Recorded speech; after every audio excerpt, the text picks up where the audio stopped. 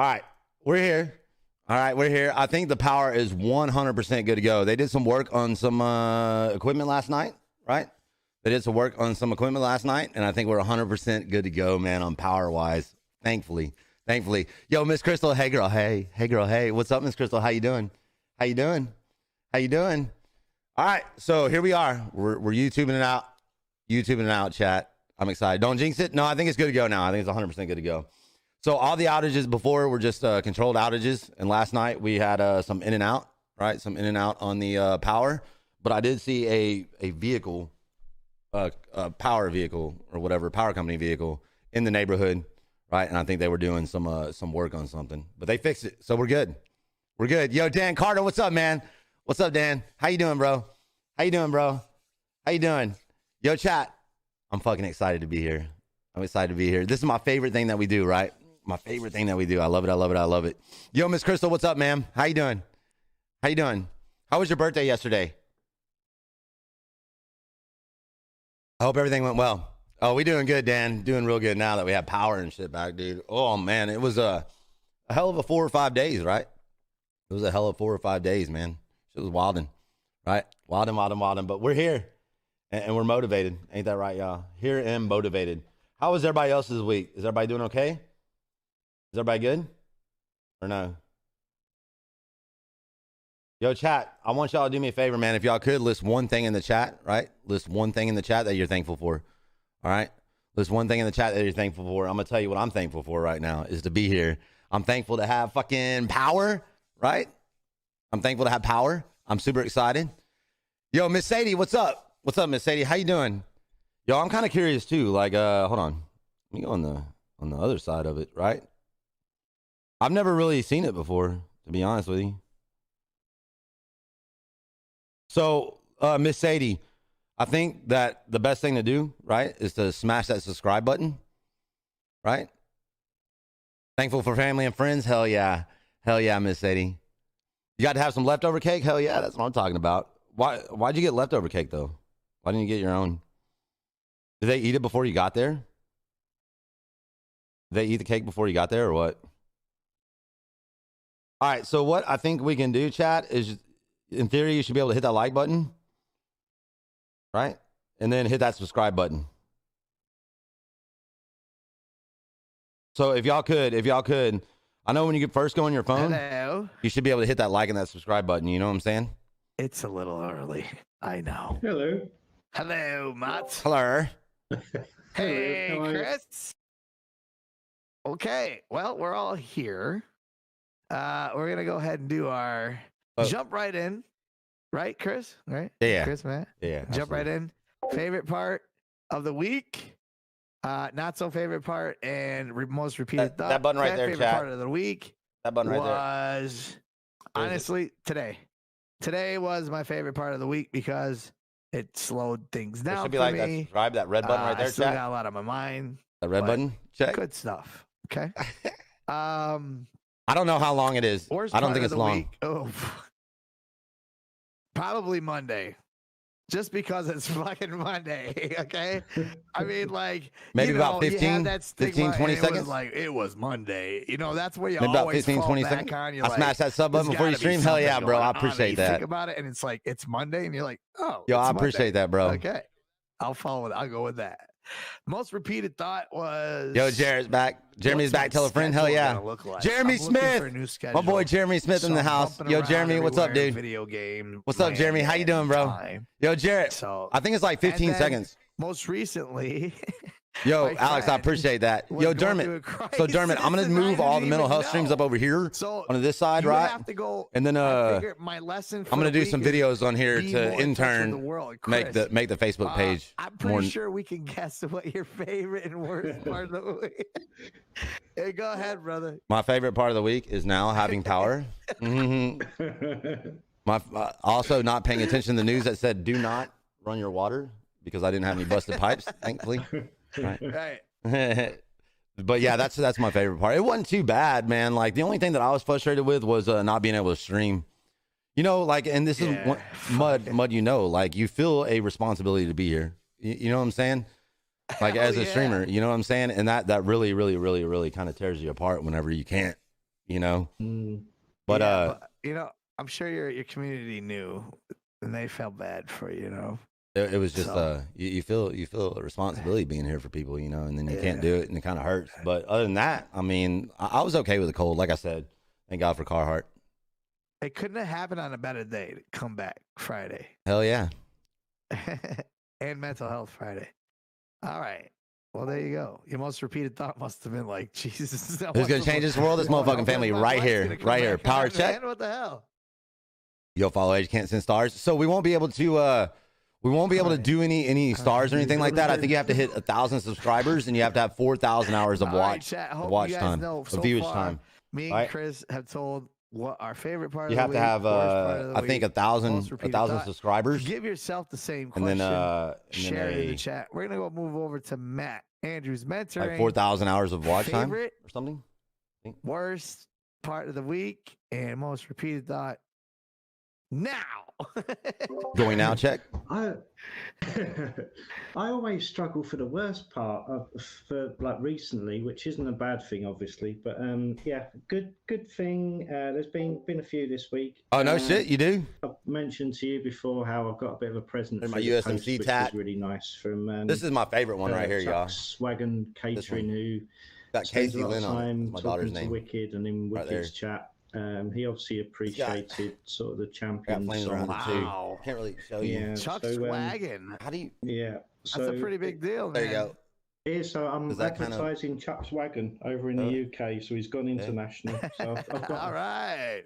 Got a nice hoodie. Yo, Vote, I appreciate that, bro. Which, hey, CNG, 31 motivated subscribers. Hell yeah. So these alerts should be working. So thanks a lot for that. It should say when somebody subscribes, but I'm not sure if I don't have access to that yet until I hit that. Probably needed it more. 1,000 subscribers or whatever. With his weather and stuff, yeah, he wants some food from Chuck's. Yeah, there we go. We shouldn't laugh, should we? But it sounded rotten. Uber Eats was shut down the whole time. No, well, that's how we bond here at the Change the World elements of this. You have to laugh, don't you? Yeah, we put up. But Dermot, what I was saying was, I'm gonna do videos here, like like clips and shit. You know what I'm saying? And then do the podcast and stuff on this side, and then in return, hopefully that pushes back to Facebook, right? That's kind of the goal. Great again, but not as bad as Chris. None of them really hurt that bad, Vote. You look at other people. None of them really hurt that bad. Maybe on the bottom side of my arm right here was a little sensitive, but that's it. This week. Right? Most repeated thought was that I'm probably not doing enough. James, I can't join, so I can watch. Oh yeah, I've seen that. Why can't you join, James? These PC problems, I think. Okay. Power check. Yeah, most repeated thought. I'm busy. Look at Cowboy Man. Yo, what's up? Like I'm being busy. What's up, little man? What's up, little man? So, we got Cowboy Man and Little Man in the house. Check. Been really questioning myself. It's Friday, Jared. It is Friday. Hell yeah, bro. We are going to be doing God's plan after this, y'all. I think the power is 100% situated. And the conclusion is 100% situated. Make your bed. Make your bed. All right, ladies and gentlemen, there you go. You have got our favorite part of the week, our not so favorite part of the week. I hate to say your worst because whatever. Maybe I'm just being so scared. Whatever, the worst part of your week. And then your most repeated thought. You got all our thoughts. And we're going to go into the subject of the week. And I'm going to hand that over to my man, Mr. Chris Netzel from Chris Netzel Gaming, changing the world. What's up, Chris? What's up, dude? So basically, y'all, what we're going to talk about tonight is parenting, right? Like parenting and maybe how special that can be and what hardships also run along with that. And I don't know if y'all know Mud's situation, right? But unfortunately, the mother of Mud's children passed away, right? So Mud is a single father. And Mud, I would just number one, right? Huge shout out to you and much respect, dude, for stepping up and filling both those shoes. You know what I'm saying, bro? Like that is that's something that I don't even know if I'm capable of. You know what I mean? Chelsea Salas. Right? I'm sorry. Yes. That's cool. Absolutely, brother. And I just want to give you a huge shout out for that. Can you hear me, Chris? Yeah. Can you hear me or no? Okay, thank God. Yes. Okay. So one thing that I was hoping that maybe you could express to people, Mud, is like what kind of trials and shit come with the responsibility of it all, and how has that affected you and your children with the mother passing away? Okay, well, Chris, first of all, I'm sorry because I was being rude because I was pushing the end button on my keyboard like I was in a game. So like you couldn't hear me. You know, I'm not used to talking and everybody but being able to hear me. So my bad. Second of all, being a single parent when the other parent has passed away. Well, that's kind of a I mean that kind of is what happened, I suppose, but I wasn't with her, you know, in a relationship as she passed away. So Right. I don't know if that gives it a little different a bit of story, but it does pertain. So, you know, when she passed away, I wasn't with her. We were fighting for custody. It was a huge thing. And we were not co-parenting. The kids were going back and forth. And it was just a really crazy situation. So the bad thing about her passing away is the kids really found out who they actually were, and it taught them a lesson like my mom's not coming back. And it was really sad, and it really taught me a lot about maybe just letting things go, you know, Right. and not fighting over stupid stuff. Well, it seemed like my thought process went from one thing to another in an instant. Yo, when I same got for me, the Mr. phone Matt. call. Mr. Matt Johnson, same for me, sir. How are you? Fought for that, you know, I should have just let it. So that's the stuff, you know. I mean, that affects you as a being a single parent is hard enough. I almost thought if you get, I guess if it's to give it some kind of perspective as an adult, and these days, from my advice, the best advice that I want to project onto you is that if you're fighting for a certain custody or something like that, just imagine the other parent disappearing. Would you be happy? Some people might say, fuck yeah, I would be happier. Right. Or you need to think about it with the kid, because no matter what, I thought to myself one time, Chris and Matt, I said, you know, I really want to fucking tell the kids how much I hate her. I can't stand that she's taking us through all this, you know, and she's thinking the same thing at her end. And at some point, you're like, your kids are like, Dad, oh my God, I wanted to tell you about what Mom told. And then they give you that pause, and you're like, and they're like, never mind. Yeah, and then like, I've noticed too, like with Casey, sometimes, you know, that comes up, right? And I don't ever push her. Yeah. Or dig any deeper into it, because it's not a fair position for them to be in, first of all, you know? Right. Because they're just too young. They don't understand, you know? Yeah. And you see that look in their faces when they say, and then you're like, no, I want to hear what you have to say. Right. Of course you want to. I don't want you to pause. Don't do that to me. Like, I love you, you know? And those are the moments where you're like, fucking just got to bite your tongue.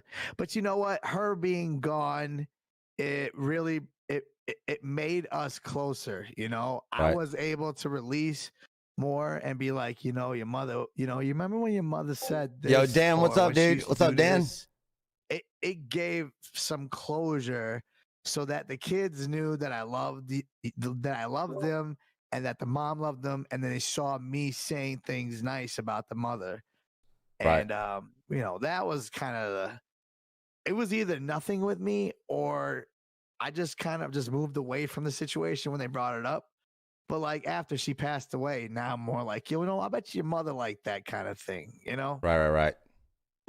So just kind of instill that memory in them, right? Yeah.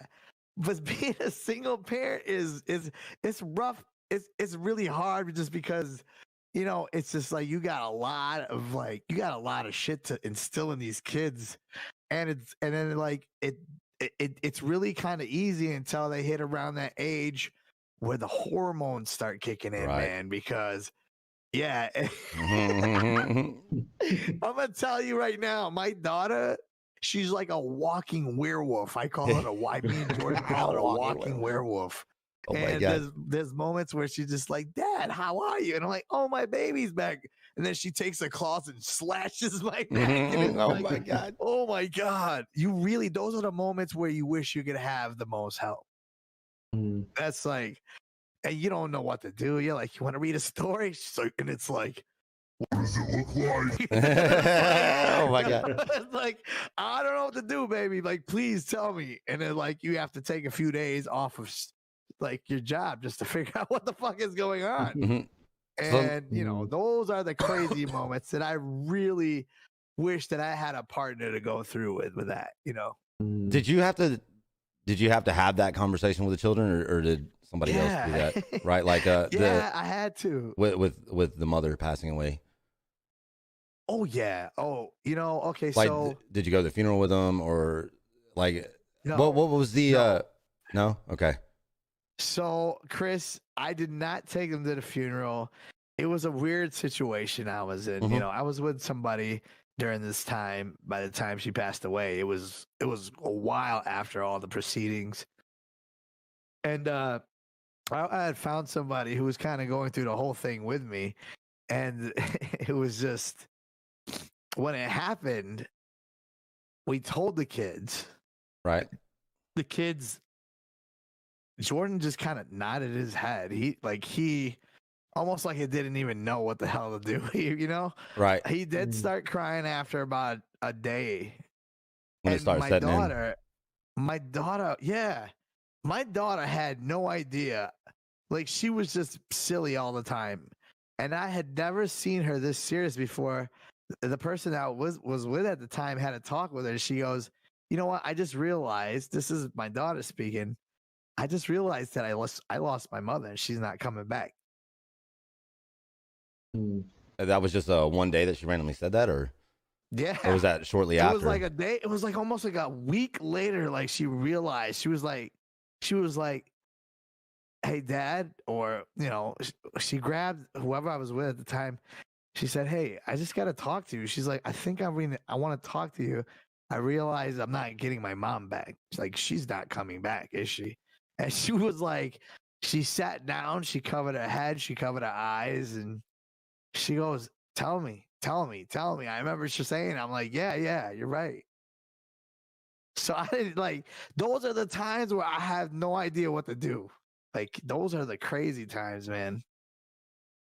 Like, what do I do? What do I say? Yeah, she's coming back. What do I say? Do I give it a heaven thing? I don't know. Right. You know, sometimes your partner just knows how to come in and you know what to do. Yeah, help out with that. Those are the only, you know, I'm talking about. Yeah, you know, and thanks for bringing this up, man, because this is some cool shit. This is some shit I didn't even know until you started asking me about it. Right. So, yeah, man. I'm sorry that y'all had to go through that, dude. You know? Thanks, man. I appreciate you, man. Thanks for asking. I mean, regardless, you know, of what, regardless of what your situation was with her, right? You know what I'm saying? Like, just being a father and then having to deal with it on the child side, you know, like dealing with the fallout from that, right? On that end. I mean, that takes a huge person right there alone. You know what I mean? Thanks, brother. You know, I always thought, and I don't want to talk about it too much because here it is. It's like I always think to myself, I want to make sure that myself and my kids have all the best morals and all the best thinking and all the best, you know, best intentions in the world. And I think to myself, well, you only have so much. There's got to be some bad somewhere, right?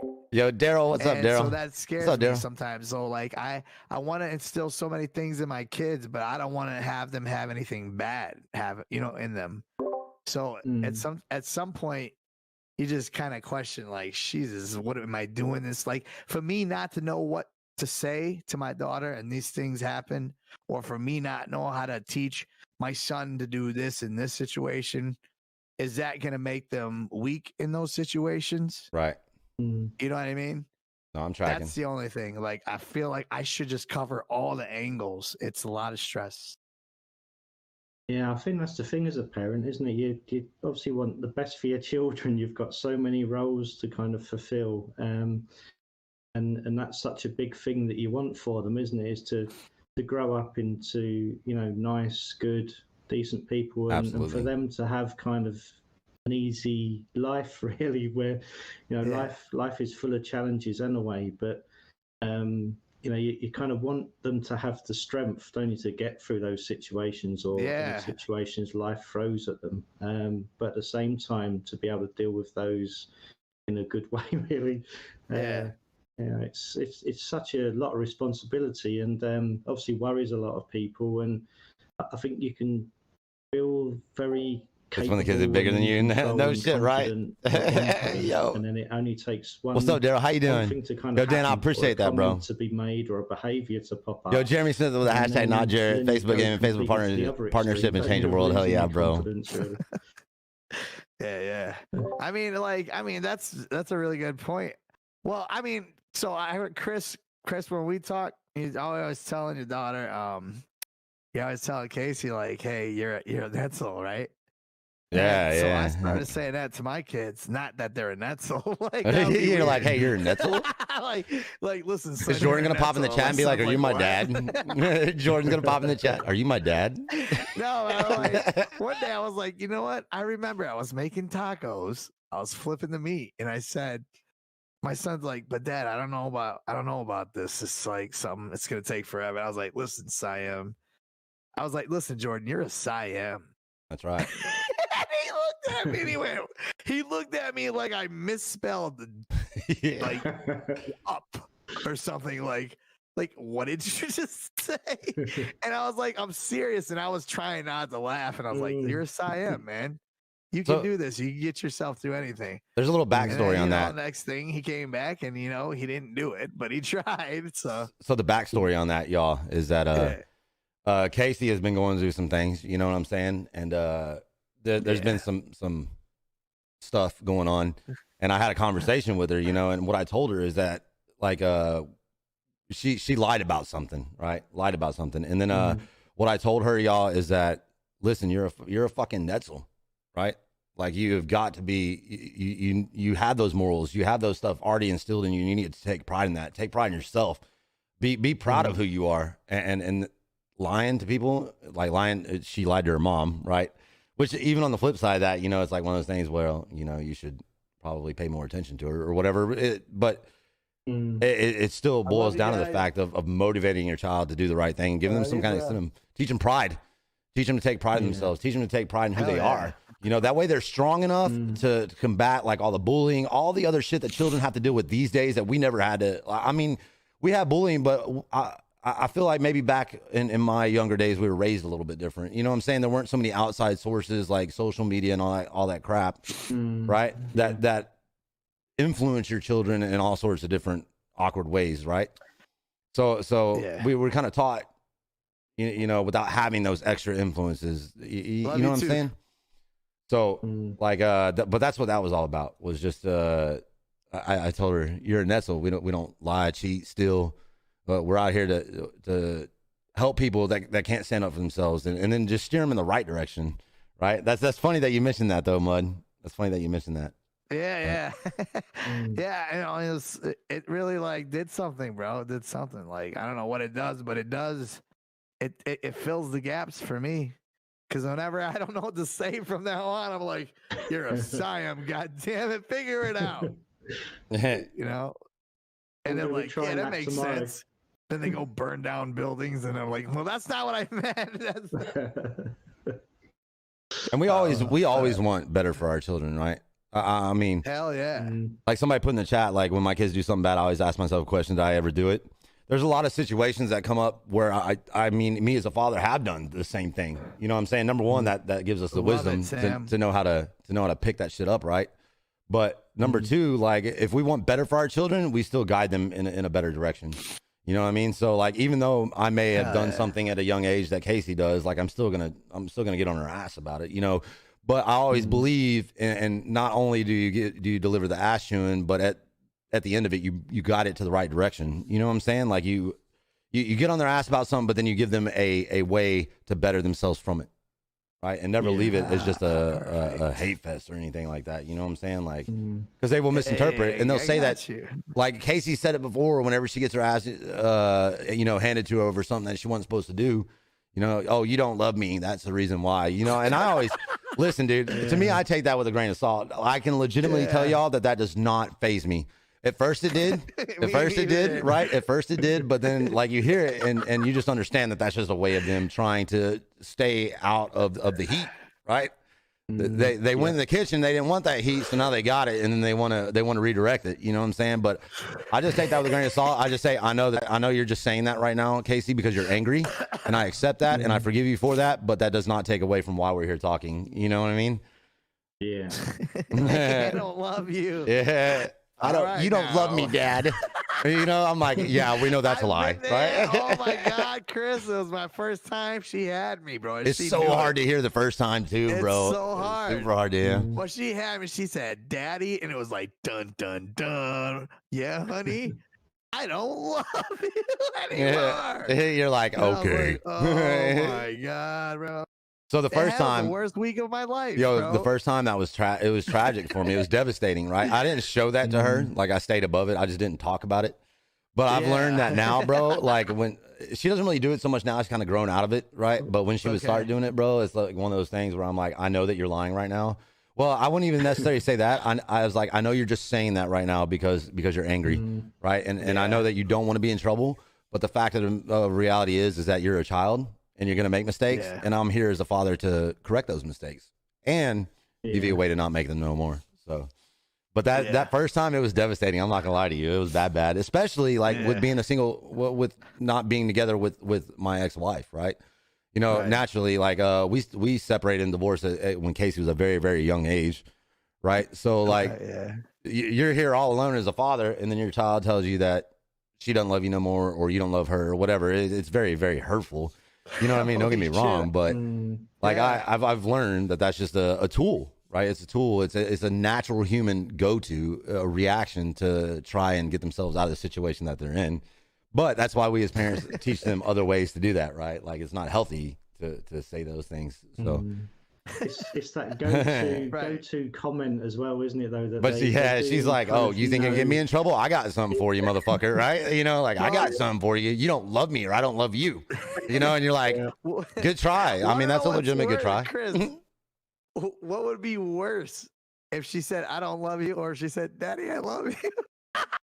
Well, like because either one's gonna break your heart. It's gone both ways, bro. It's gone both ways. I'm not gonna lie to you. Like she's trying. Like children, I think children. That's their growth and development is trying. To figure out like who they are, what they need to say, and all that other stuff. But she's told me that before too, and it's one of those things where I just backed down a little bit. From the stance that I was at, where it was like, I really want you to know I love you too, and that's the reason for all this. Like I said, you're a child. I want you to be better than me. I want you to be better than me. On that same note, I still want her to think that I'm her hero, right? But I also want her to understand that there's a reason why everything is the way that it is. Right. So just try our best and try and keep our head above the water. Like that's the best. That's the best that I can do. Daddy, I love you. So I love you too, baby. But guess what? You're still in fucking trouble. Right? It's like one of those games you play depending on the decision you make. That's where you as a parent got to be adaptive to each situation. Yeah, it's true. That's true. That's so funny. All right. I love you. I love you too, but you're still in fucking trouble. Like. Well, I think so the funniest thing, right? Like I found out that here, I'm going to tell y'all a very funny story. When Casey was like 2 years old, right? I figured out that spanking her will never work. Right. And the way that I did that was she did something. So she was playing this game where she kept putting her foot in my face, bro, and touching my nose with her toe, And I was like, Casey, you need to stop. Right. Like it was funny at first, but then it got a little annoying after the 857th time. Right. And I was like, you need to stop. And then she just smiled. She had her little pacifier in her mouth too, bro. Like, and had these cute little teeth. You know what I'm saying? Like it was hard already to keep a serious face. And so I told her, I was like, now you need to stop. Right. And I had that serious voice, you know what I'm saying? And so she brought her foot up, dude, and held her little fucking big toe, bro, like inches from my nose, man. Right. And then I was like, don't do it. And she did it. And then I popped her on the side of the leg, not hard, obviously, because it wasn't that big of a deal, right? She looked at me and smiled, right? And she just looked at me and smiled and then laughed and then got up off the couch and ran off. I was like, okay, obviously this is not going to work, right? But she was just so adorable when she did it, dude, with those cute little perfect white teeth, you know, and the little pacifier in her mouth with that smile. Oh my God, dude. Yeah. So it is hard to overcome some of that stuff, you know what I mean? Yeah. Wait till this Kids is different. It's been a beautiful thing though. Like it really, I think that I agree. that having a child while I was a Marine, right? It made me a better Marine, and being a Marine made me a better father. And it truly came at just the right time in my life. I needed it because I was I was rowdy. I was pretty reckless and careless, you know. And then having a child, I think, is probably the number one motivation on how to rearrange your priorities, per se. Right. It's interesting how it changes, isn't it? Oh my God! As soon as they're born, really, or even once you know that they're due and things, that those feelings that kind of come over you, that responsibility and reliability. Yo, Matt Rao, what's up, dude? What's up, Matt? I'm glad too, man. It was going in and out last night again, even but they had a truck, right? They had one of the electric company trucks out working on something. So ever since then, it's been 100% on. I think we're out of the woods on the power, right? I think we're out of the woods. That feeling of protection and stuff. You certainly, all the responsibilities that you've got, the way that you look at them, but the way that you look at yourself as well and change yourself. Yeah, I agree. Hey, kids are crazy. Yeah, and they do like sticking their feet in your face as well for some reason. I don't know why. Bro, I'm telling you, with an adorable little smile, right? And that little pacifier that was like up in her mouth, bro, and then like holding her big toe like inches from my nose. She knew what she was doing at 2 years old. You know what I'm saying? Yeah. I wondered why you had one nostril bigger than the other. I know we didn't talk about this, for segments, but can we take maybe a comment from absolutely each of the communities? Okay. Yeah. Well, this one's from Coley King. He says, "LOL, yeah. Talking about parenting, I'm not a parent, but I do miss seeing one of my best friend's daughter and son because the mom passed away, as she always thought of me as a second dad to her kid. I miss her so much." Yeah, man. Good stuff, bro. Well, that's the beautiful thing about this, even right? If you're not a parent, it affects your friends too. Well, and another aspect too is now you get to hear people's like situations they've been through, and then learn from that for when you do end up having a child, right? That's true. Yeah. Like if I wouldn't have had my head up my ass for so long, like I probably would have caught on to secrets and shortcuts too. You know what I mean? But I'm stubborn as fuck, man. I'm one of those guys that I have to do things and learn from them that way. Kind of like it took me to get him to like Call of Duty. It took me about, I don't even know how he started it. One day he was like, "Yeah, I'm ready to play Call of Duty." I was like, "What happened?" You're like, "Nothing. I'm vibing. I'm digging." And it was like 24 hours later. I'm like, "Are you ready to go to bed?" He's like, "I'm digging. I'm digging. I'm digging." I'm like, "What?" Did he develop the Call of Duty? What? Yet? The Warzone? What? Oh, yeah. You remember that? That was from what was that kid show? I was just doing. That's what I do. Remember Tim? Oh, what the fuck? Tim Toolman? Tim? I don't know. Home Improvement or something. What was the name of it? What was the name of that show? I don't remember. Tim the Toolman Taylor, right? Toolman Taylor. Yeah, Alex coming in with the raid. Mm-hmm. Has any of your community members ever raided us? Like raided your community? Alex raised me. Yeah. Yeah, he's doing it right now. Yeah, that's funny. So what about you? You got any good comments in there? I talked about one just a second ago. Oh, you did? Okay. It was the big thing is obviously we've all had parents as well, haven't we? As far as I know, so you've got that side of it as well. Yeah, there you go. Kind of how our parents have kind of affected us and molded us, and that can be, obviously a massive influence of how you treat your own children, isn't it? So, you can kind of pick the good things that you want to introduce your children to, and there might be the not so good things as well that you kind of want to protect them We were just talking about that before we started the stream. We were talking about, so chat, we were having a little conversation, right, about how DWI and drinking while driving and things like that. We were discussing like how I was telling Matt and Mud how when I grew up, I remember going down the road, standing up in the bench seat of my dad's F-150 and him drinking cold beer and then throwing the beer out the window and making the bed of the truck, right? Like how that was so much socially acceptable, and how what we do as parents can affect our children for the rest of their lives, right? Yeah, I mean, to me, that was normal. Like, that's just the way that it was supposed to go. It was socially acceptable, right? But that's why, like, us as parents, we have to think about the long-term repercussions of our actions, you know? Yeah, no, it's really important. And I think the other side of it as well that I've dealt with a lot in the past from people I've spoken to touch is my ass. What? Sorry. Well, that was awkward.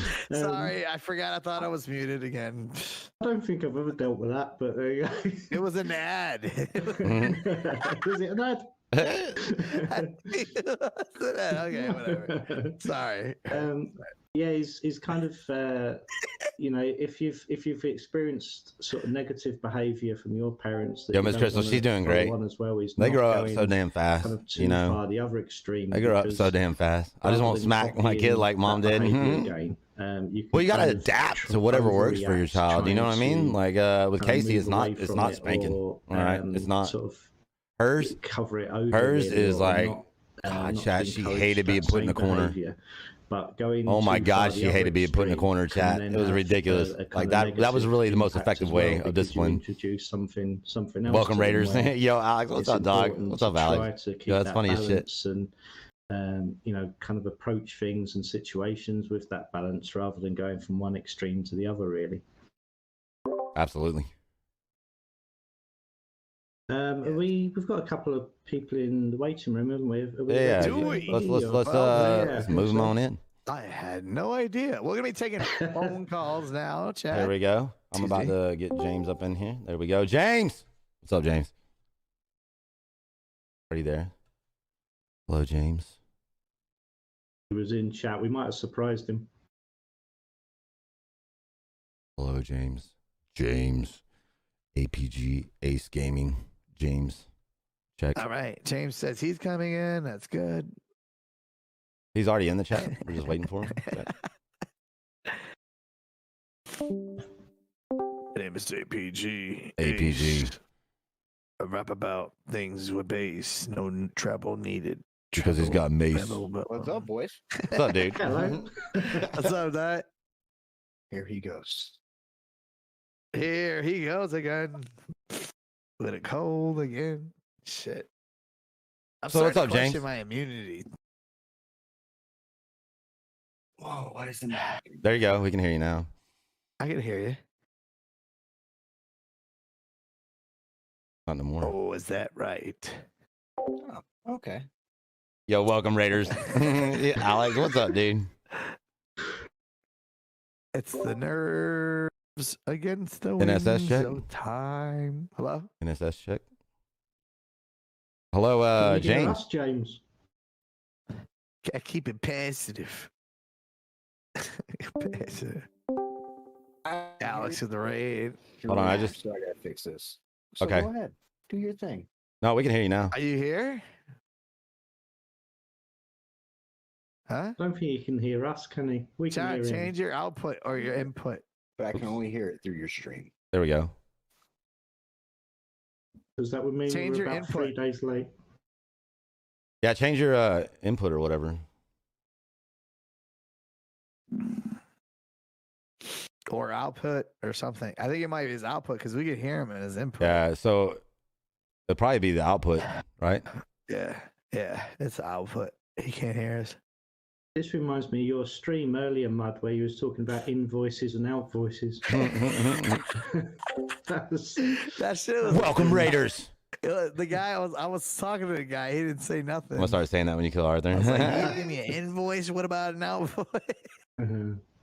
He's like, okay. Yo, chat, listen, I Come love you guys, outta man. here. I love y'all. I'm so glad to be here. You working? I was yet, dying James? without power, y'all. I was dying without power. I'm not gonna lie to Hello, y'all. I'm James. I would like to keep it positive. All Positive Gaming, Ace. I have a question for Mod. Yeah, what's up? I don't know how to get my output. I'd love to know how, all about being positive. Mhm. All right, well, this is what you do. You go to your audio, Go to you the, look at it, settings and it wheel. says check. output. You bam it over to the next one. Voice and Bada video, bing, bada check. boom. And there it is. Output device on the top. All I'm gonna do it old school. All right, we're good now. All right, I can. I can hear him. Yeah, we should be good now. There you go. just I hear had you to do now. it That's good. Hey, There he old- There he is. Vinny. Stupid Astro mix amp. What's up, James? How you doing, bro? I'm doing pretty good, boys. How you guys doing? Phenomenal. Good. Good to speak to you at last. Yes, sir. And at first, And At yes, first. and at first. what's going on? Why are you trying to go to New Zealand? No, man. Finland, bro. Yeah, rip. Rip. What are you going to Finland for? Tell us about it. I'm going to be with my woman, bro. What? Yeah, my woman's over there. That's Oh, somebody over in okay. Finland. Wow, Finland. That is Brand new life, bro. Brand new life. I feel you, man. Mhm. When nobody knows my name. Remember Yeah. that? A lot of criminals like that song. I don't know why. Say- Remember that? Like back then, it was like big with criminals. Anyways, what's going on with you, brother? Parenting? You got anything on the subject? Well, seeing that I'm a part-time father, I get my kids on the weekends. Hi. Okay. It's pretty opposite of what you guys are saying. I mean, you guys all both have custody. I do not. my I'm side- also part time as well. Are you a part-time? Well, I feel like part time is such a poor word because I know. I hate I it. still talk to her on the It phone is, every like, day. You know. and- part-time, like, yeah, I would do full time, but they're not hiring. me. Yeah. Okay. But I'm picking up what you're putting down, bro. And just joking. What are you supposed to say? I mean, he doesn't have a choice. Yeah, that's it. With my situation, Seasonal? that's how it is, man. I mean, I feel like they put me down to a part-time father. I'm only Mm. good when I'm needed, as far as with my exes and stuff like that goes. It's Yeah.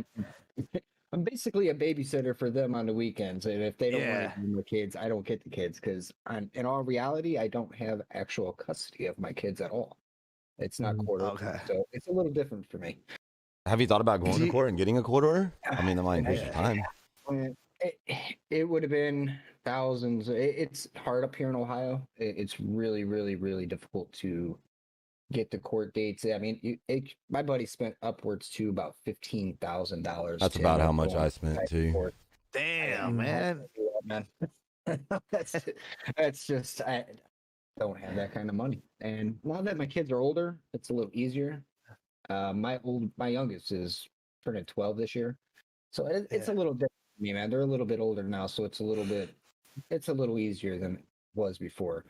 Them being older, they're starting to understand more now. They get to come over whenever they want to, which Right. is a problem all in itself, I guess, because now they're too old and just don't feel like they need to spend time with dad anymore. So I'm just here when they need me. Yeah.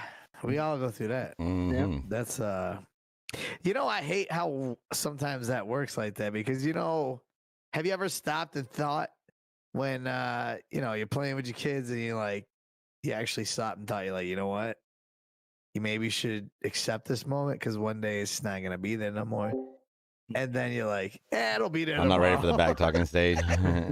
And then he just Yo, Miss Crystal, what and, happens? those are right? the moments, man. And then you really think about it when they start walking away like that and being more independent. And you start being like, damn, life's short. And then, that's when all the all that shit, that reflecting going on. Then you try to hug them and they're like, what the fuck is wrong with you? Dad? Like, get off me, bro. Yeah, like what? That awkward hug where they stick their ass The ass out, 'cause out they don't hug. wanna be The ass out hug. next to you. Right, yeah. So they only have the ear on you and they're like, it's okay, Dad. See, that's the thing with my kids, man. Most of the time that we spend together, we spend it in gaming. Gaming is basically the way we spend time together. That's cool, man. That's good. I like that. That's a good how connection. we do our time. Yeah, we don't have that close bond when they're here or anything like that. But because we have such a short time. Because when I was working 6-7 days a week, so they barely was able to come over and see me anyways. And when they did come over, they did their own thing. I mean, we just didn't have that type of relationship, never did. But they know that I love them, and they know that I'm always going to be there for them. And it's just we just have a different type of bond. I mean, it's strange. It's not a normal bond, but it's a tight bond. Have you had conversations with them about your plans of moving to Finland yet, James? Yes, actually, I did. The one that's taken it pretty hard is my youngest, the 12-year-old, because I get him more. My two oldest, the 16 and 13, they're okay with it. But my youngest is gonna miss me, but we're also gonna be setting up more times for us to play games and stuff like that together while I'm over there. Video chats and stuff like that. I mean, it's not really gonna change the dynamic much with me over there. And I'm trying to explain to them what I'm trying to do is give them a better life. Yes, I'm not gonna be with them all the time because I'm not there all the time with them now. But what I'm doing is once I'm over there, I feel that I'm going to be able to provide a better life, and I'm trying to build a legacy, man. That's what I want to do. Miss Crystal, she's very, very smart in the future. Right.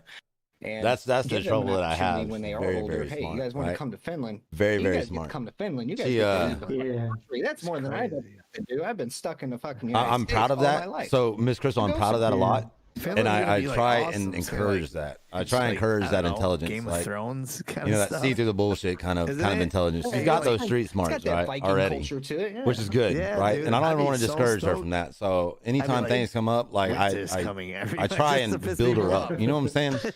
And motivate that kind of get that part. The matrix, right? I like for her to be quick-witted every day and kind of show them that they don't have to punch a clock. I want her to be quick-witted. End up being happy with what they're gonna do.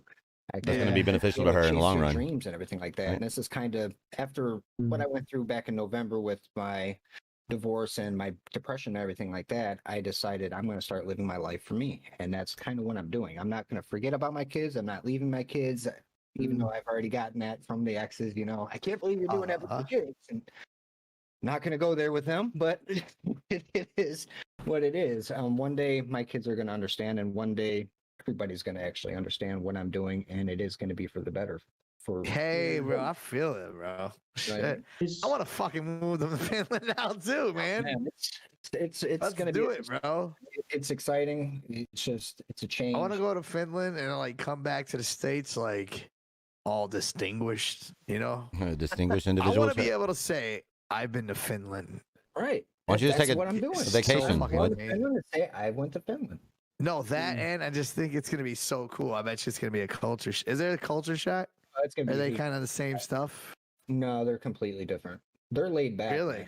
They got they're way more laid back than we are. Wow. It's chill. And right now, honestly, man, it's definitely time for me to get the hell out of here. I mean, with everything. All right. My man put up a stream and it was like Finland. Finland check. I'm like, you are a Yo, Finland check. I love you.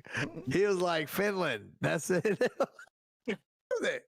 And I was like, I gotta get to know this guy. And it's like, I was watching the stream and he's all positive and shit. And I was like, this guy really has a really fucking he's a dream, and it's written right out there. This is what I want for my dream, and it's like, gotta respect it.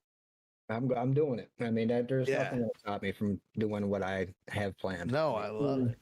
I fucking love it. Yo, what's y'all's thoughts on that, chat? What's y'all's thoughts on that? I think from that as well, though. What's y'all's thoughts on that? Talk to me. There's the difference, by the sounds of it, of them benefiting from a happier, more content you as well, isn't there? I think. Big time. I mean, they witnessed me going through some hard times, and this is the happiest they've ever seen me. So my two oldest, that's what they see. My youngest, he doesn't understand that yet. Yeah. I mean, he does see that I'm happy, but he doesn't understand the extent of what I actually went through. So look what I got. But this is literally the happiest I've ever been in my life, man. And that's why I'm going full send. I know what I want, and I'm going for it, bro. Beautiful part about finding out the house strong you are when you want to give up. Absolutely. Chris, did you want to say something? I saw you pop in there. Oh no, I'm good. Yeah. I don't know if No, I could do it though, man. Like I'm gonna be honest with you, right? Like, so I've always lived a life where Casey's been far away, and God, dude, those looks that she gives, like those times that she would just tear up and cry, you know, like whenever she would have to catch the airplane ride back to her mom's house, because she lives in a different state than me. I don't know, man. I just don't know if I could do it, dude. My heart would break too much. I'm not gonna lie to you. I get that. I do get that, and that's something that I'm gonna have to deal with a little bit. But I'm gonna set up summers and stuff like that where he can go to Finland, and I'm gonna pay for it, obviously. But that's kind of. Are you gonna stream when you get to Finland? Absolutely, dude. I'm That's actually gonna be going cool. full send into streaming once I get there, also because I can't work right away. The cool Because thing is though, they'll be diverse, right? Like they'll be able to experience two completely different like societies and natures and things and stuff like that. That's probably one of the positive things that I would definitely be looking at. You know, is the two different societies. I see. I grew up without a father, man. My father left when I was 2 years old, and I've never had a relationship with my father.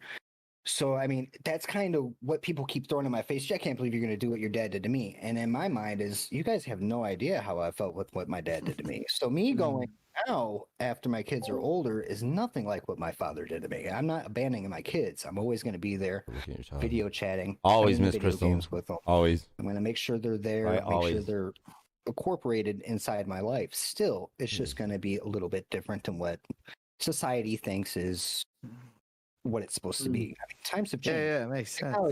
Technology is letting us do things a little bit different than it used to. And me being here by myself all the time without my kids, it's so much worse than me being in Finland, being happy, and still being able to see my kids a little bit more. My kids now, they don't play the games with me as much during the week because they say, Dad's there. But with me being over there, I think it's going to be a little bit different for them. Well, Dad's in a different country. I'm going to get on the game and play with him a little bit because I don't get to see him.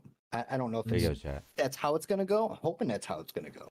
Look. I know it will with the 11-year-old, but I just see it being a little bit different. Yeah, just make yourself happy, man. Screw that right society. That right there is what always gives you a reason to push through and move on. You know what I'm saying, y'all? Happy anymore, man. Always right there, chat. You know, unless because eventually you're gonna end up punching the clock, right? You're gonna boom, do a Rocky. Here, I'm gonna show you, chat. I'm gonna show you. Yeah, that right there. I want to literally punch the clock. I literally punched that clock and quit. That right there, chat. That's what makes life worth it. You know what I'm saying, y'all? You fucking punch it. That's what makes life worth it, chat. Ding, ding, ding, overtime. Right there, motivators. Well, James, since because you did leave work, didn't you? Because I did. Yeah. Things. I'm staying positive, man. Things have been. I won't lie, it's been rough, but at the same time, I'm living in the now. I'm not trying to focus on future. I'm just trying to live in the now moment. Yeah. If I focus too much on the future, my mind starts wandering too much, and I get too anxious and start worrying about everything. But if I'm that's a really good point, actually.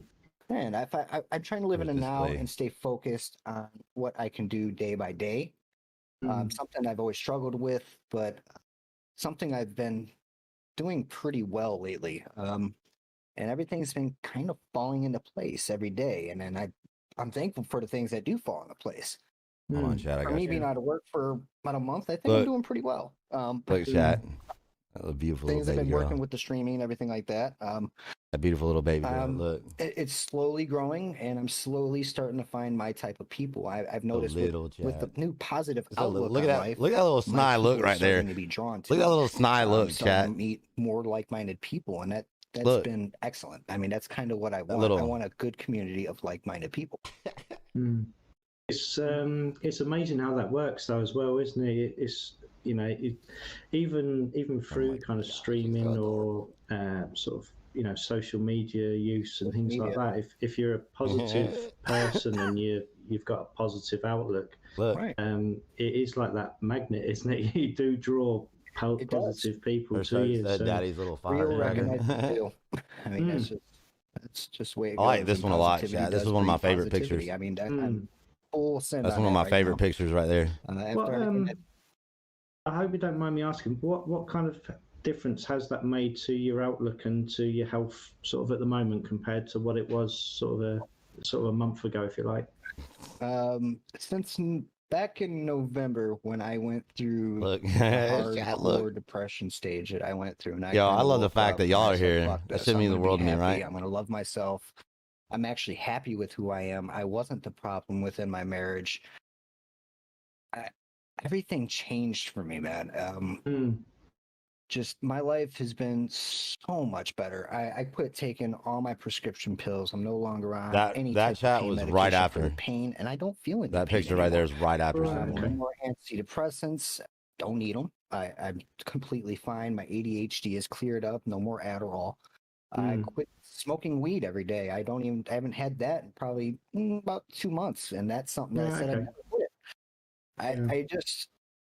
I've been completely clean, completely happy. I've been praying, meditating. I've been just living Oh my God, my look how best pretty life. she is. Even with quitting my job, like I don't let anything get me down. If something comes through that's like today, I got unemployment sent me an overpayment letter saying they're going to take my income tax this year. I looked at it and said, that sucks. And I just put it away. I was like, well, So proud it of is her, what it chat. is.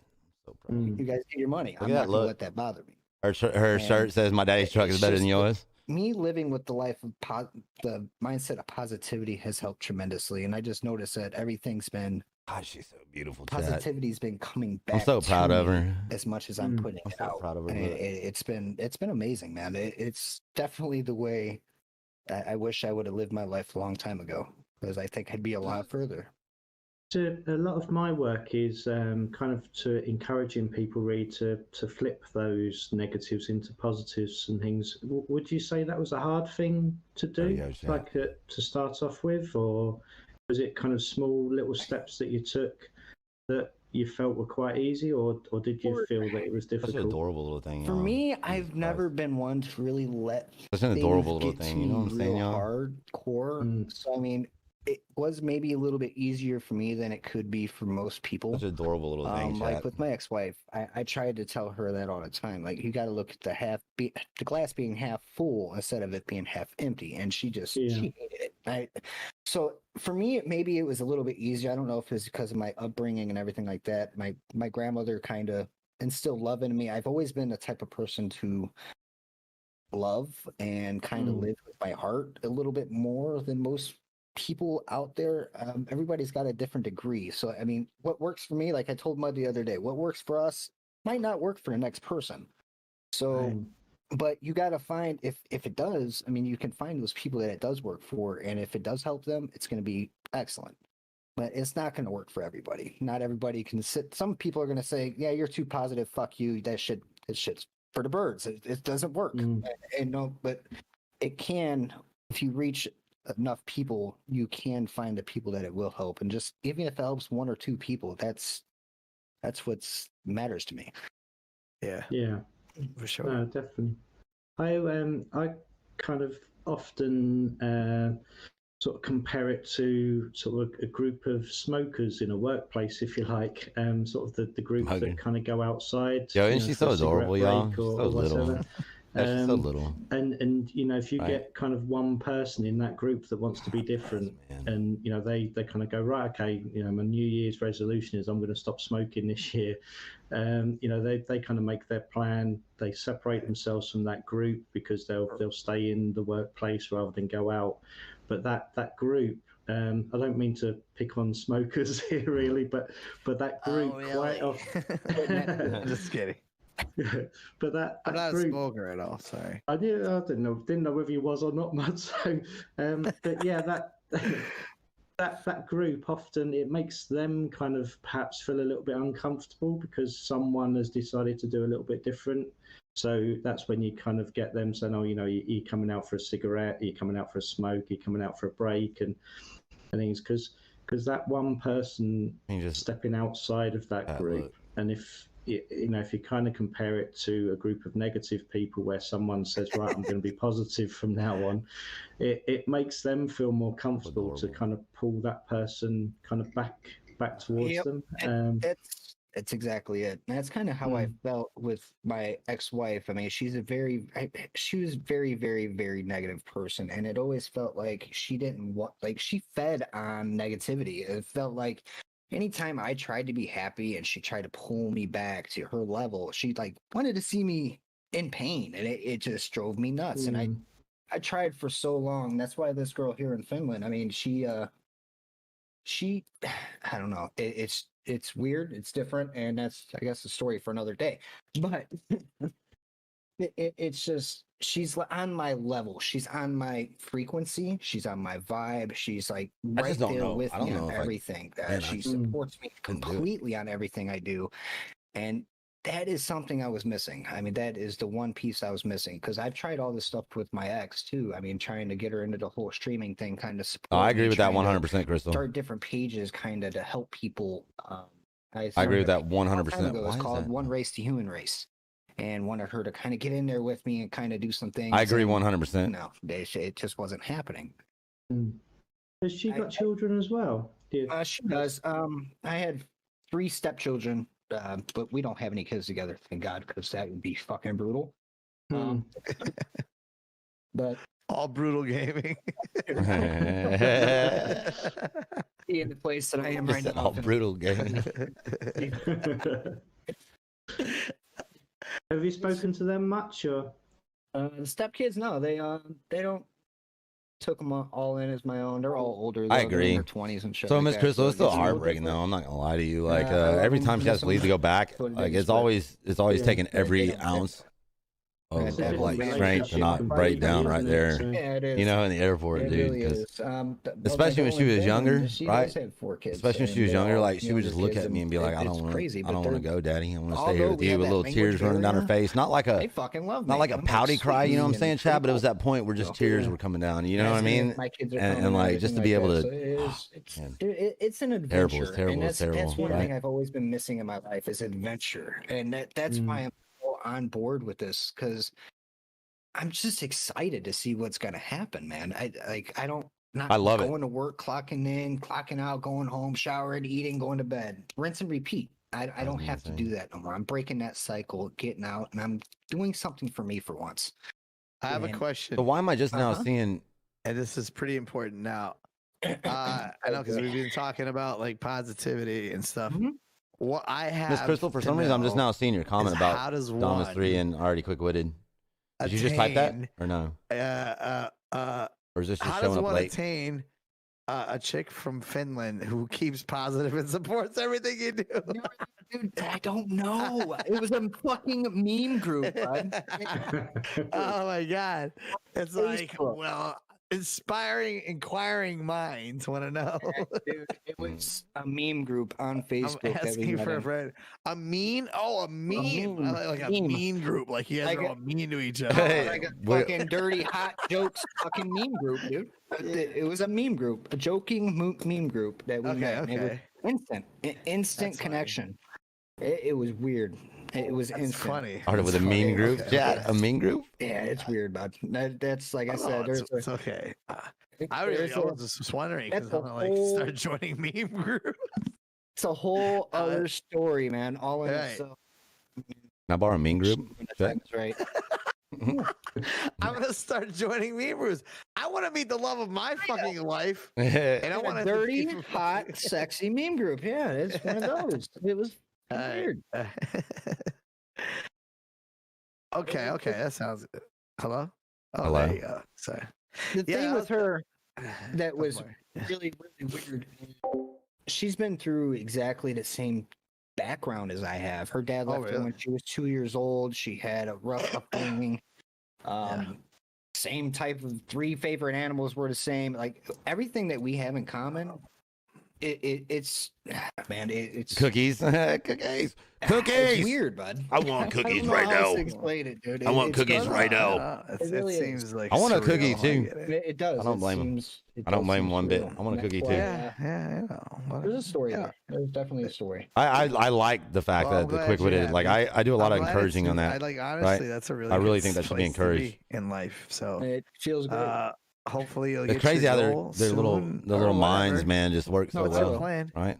on how I will. long, whatever. But get your goal, and then get to go to Finland and invite us. Invite us to Finland, Absolutely. check. I was just going to say the same. Party. Fucking party. Mhm. That's the other thing about that is like being over there, that opens up a whole new door for me to go over to the UK and meet all my friends over there in the UK and everything like that. Yeah. I never thought I'd ever be able to do. I mean, it's Right. just it opens so many doors, man. It really does. Chris might not want to go because he might be a bit fed up with snow by now. But I'm all right. I don't mind the That's only snow. bad- All I ask for is the- power and electricity while there's snow. That's it. That's a pretty Buy simple you some request. skis. Yeah. I just need a four-wheel drive truck. Right? Okay. Chris, what did you sleep in during the cold? Like, Carhartt. did you sleep in? Carhartt, check. Thank God for Oh, Carhartt. God damn. I need to get sponsored with Carhartt Country because I boy, just went through like 27 degrees in the house. All right, with Carhartt. All right, Carhartt, if you're here, if you're listening, yeah. I'm just saying. I'm even wearing one of your items right now, Carhartt. So show some Texas love, right? Oh shit. I can just imagine Chris with his cowboy hat on, a cigarette in his mouth, just going to sleep. No, Like, I had that little like a hunting little face warmer thing over, and then I had my beanie on. So the only thing that was exposed was like my eyeballs, right? I've got images of the the final scene of The Shining. I don't think I've seen that movie.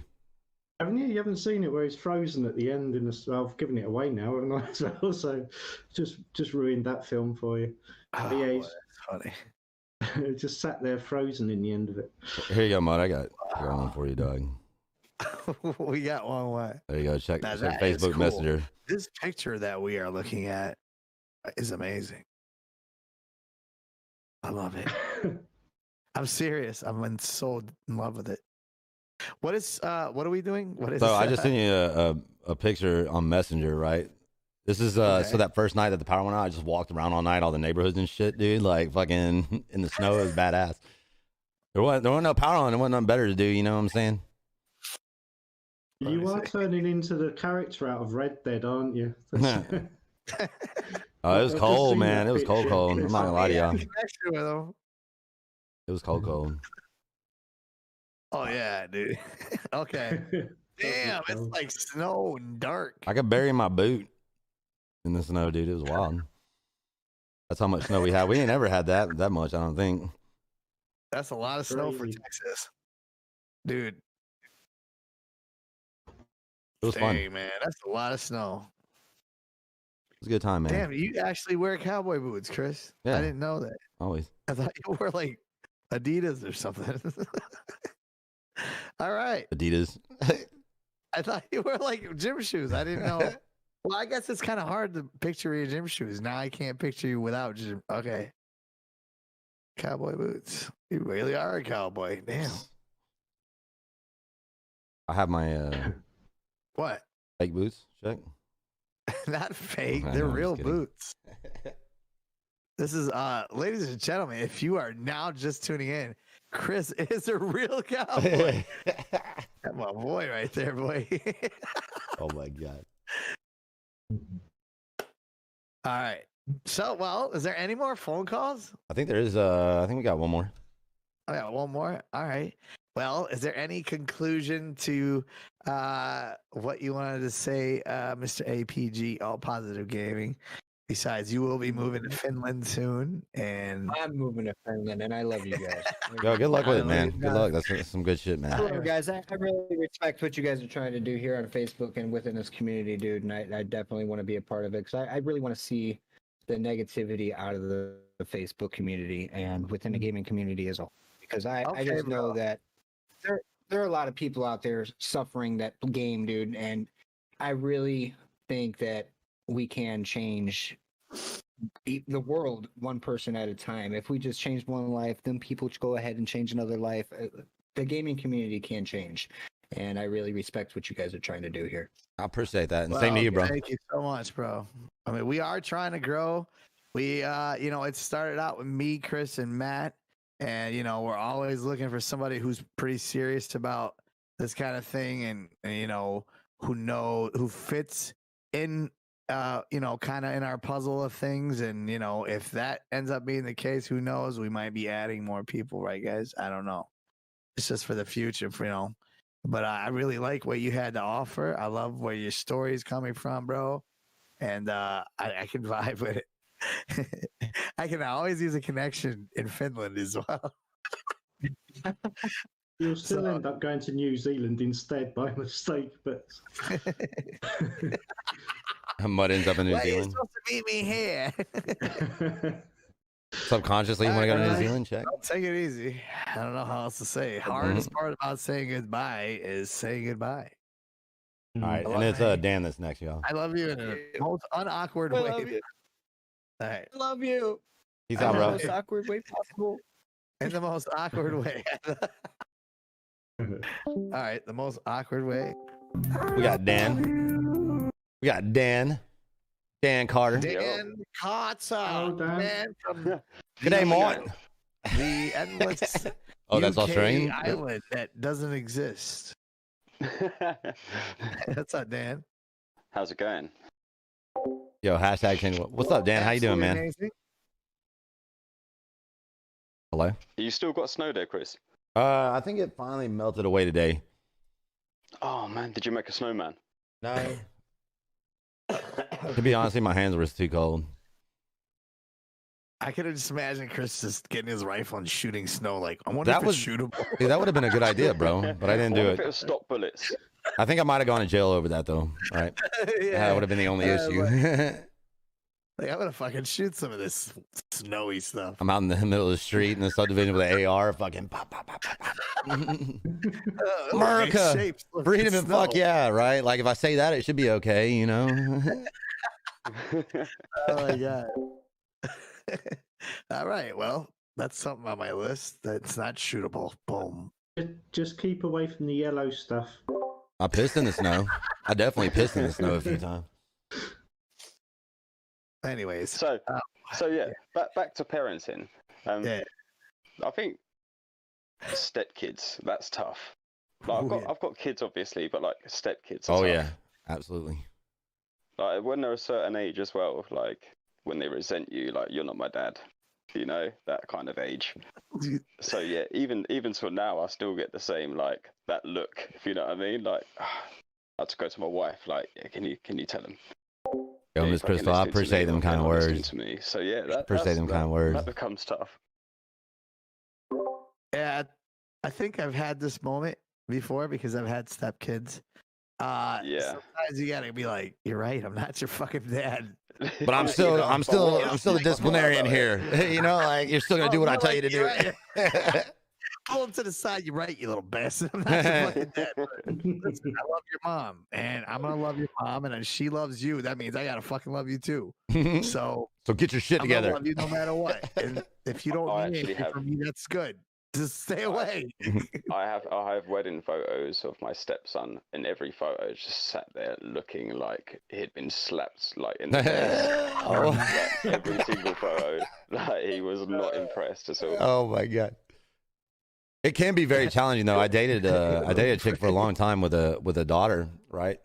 And I mean, she's a great parent. Like her child was great too, but there's always that clash of like how the upbringing should be, you know what I'm saying? Yeah. Right? Yeah, And then there's always. always that awkward fallout in between. And you're like, why are you allowing this to happen right now? And then you're like, do I say something? Do I not say something? Like what do I do? Right? It's weird. Yeah, I've got my youngest stepdaughter. She is 8 years old, and I've raised her since before her second birthday. So she is my daughter, if you know what I mean. She doesn't see her dad, so she is my daughter. I'd never Making call yellow her snow anything check? else, like I just did. But yeah, like to anyone, like she is my daughter. Like her school, like they know her as her dad, But so I brought her up how I'd bring up my daughter, if you know what I mean. But it's different. Absolutely. I suppose if she had more time with her dad, it would be a different relationship. I think it's very different, isn't it? I think when you start off, when people are at a younger age, I've kind of experienced that sort of with people in their teens, which is a very difficult timing, kind of I found. But I think sort of obviously at a younger age, and like what you've said as well, isn't it? If the other parent isn't around as well as much, it's a different situation really, and coming into that relationship sort of later on when people are older, isn't it? I think. Yeah, yeah.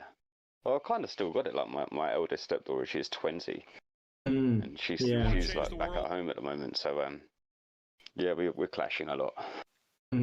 Yeah, has that been a recent change? Or? Yeah. Yeah. It's all of COVID. She came over for Christmas. Right. Okay. And she stayed here for Christmas, and COVID hit the island. Like it was all on like full lockdown. So like she couldn't. Her grandparents wouldn't take her back. They're like, we haven't had our injections yet. You can't come back. You gotta wait. And they phoned up recently and they said like they don't want her back. Basically, she was a pain in the ass. Right. Okay. Blah blah blah. And so yeah, we've now got her back. So yeah, we're clashing. But I clash with all my stepkids apart from the younger one. It's always there's always arguments. There's always something that I've got to tell them off for, or like, hey, look, how hard is it to like wipe the side down once you've made a drink? Like, how hard is it to get the juice in the cup in the first place? You know? Like, you're always having to fucking remind them, like, all the time, like, come on, like, I shouldn't have to clean up after your age. It's just crazy. It's crazy That's too. a Like constant thing in my house. So man, I've got 5 kids in this house. It's just always like, stop making mess. isn't it crazy? Like all the things that we overcome. 2-year-old yesterday for like 10 minutes. Yeah, it was all sat there, and then I went back in and it emptied out my massive plant pot like all around my living room. Yo, Chad, it's crazy. Like how us as parents, right? It's crazy how us as parents, like we have all these trials and all these tribulations, right, that we come through, right, dude. and it's still the most beautiful thing that ever happens to you, right? So it's still the most beautiful thing that ever happens to you. You know what I'm saying, y'all? Have you ever tried? Yeah, Coley, this is Dan. So have you ever tried? Say hi, Dan, to everybody. Hey, everyone. Okay. So have you ever tried like buying them off? Like, yeah, I have to blackmail my kids all the time, man. Yeah. Like, you know, like, sometimes it works. They'll ask for stupid money for doing stuff, and I don't get paid a $5 to like wash up. Like, I don't get paid this much for hoovering. Like, why should you? Like, and they're like, oh, come on. Like, I'll do it for this much money. It's like, what? And sometimes I'm like, yeah, okay. But you got to do this as well, you know? Like, I'll add something to it before the handshake, you know? Yeah, I'm always having to fight my kids, man. It's always tough being a parent of stepkids, right? It's because we always got to put ourselves in their shoes and shit like that, but they never get to put themselves in our shoes. So we got to understand. I think the hardest one is my stepson, but like sometimes we get on and sometimes we don't get on. Like some days we'll sit there and play like COD multiplayer for like hours, and then some days we don't speak for 2 days. You know, it's one of them relationships. Yeah, it's a little awkward, especially when how long have you been teenagers a step parent? I've been with their mum 7 years this year. Oh, and it's still that way. Okay. Yeah. It was okay. Weird. It was kind of like okay at first because they were young, and then their dad came into the picture. Like, and he hadn't spoke to their like mum for like ages. He just fucked off, and he came back and didn't know she was married. I borrow a reaction check. I had to borrow kilowatts instead. You know what I'm saying? The kids, I wonder why it's coming in late like that. That's crazy. Like, we can have a laugh. Yeah, like, I don't know why it's doing that. Can't really. She can go to the shop and buy me beer if I give her the money to do it. You I wonder if there's like a setting she's that at that I need to age. be doing. Yeah. Right. You know, it seems like other people are typing shit in. Stepkids, it's like a new parent, new people. I mean, what do you expect out of it? Yo, Crystal, type something. Sometimes just if you're here, type something right now. Together. Just type now, or press 1. Press 1 if you're here. I want to see how long it takes for the. It'll just be like, hey, I want to see how quick it comes through. Right? Press 1 right now.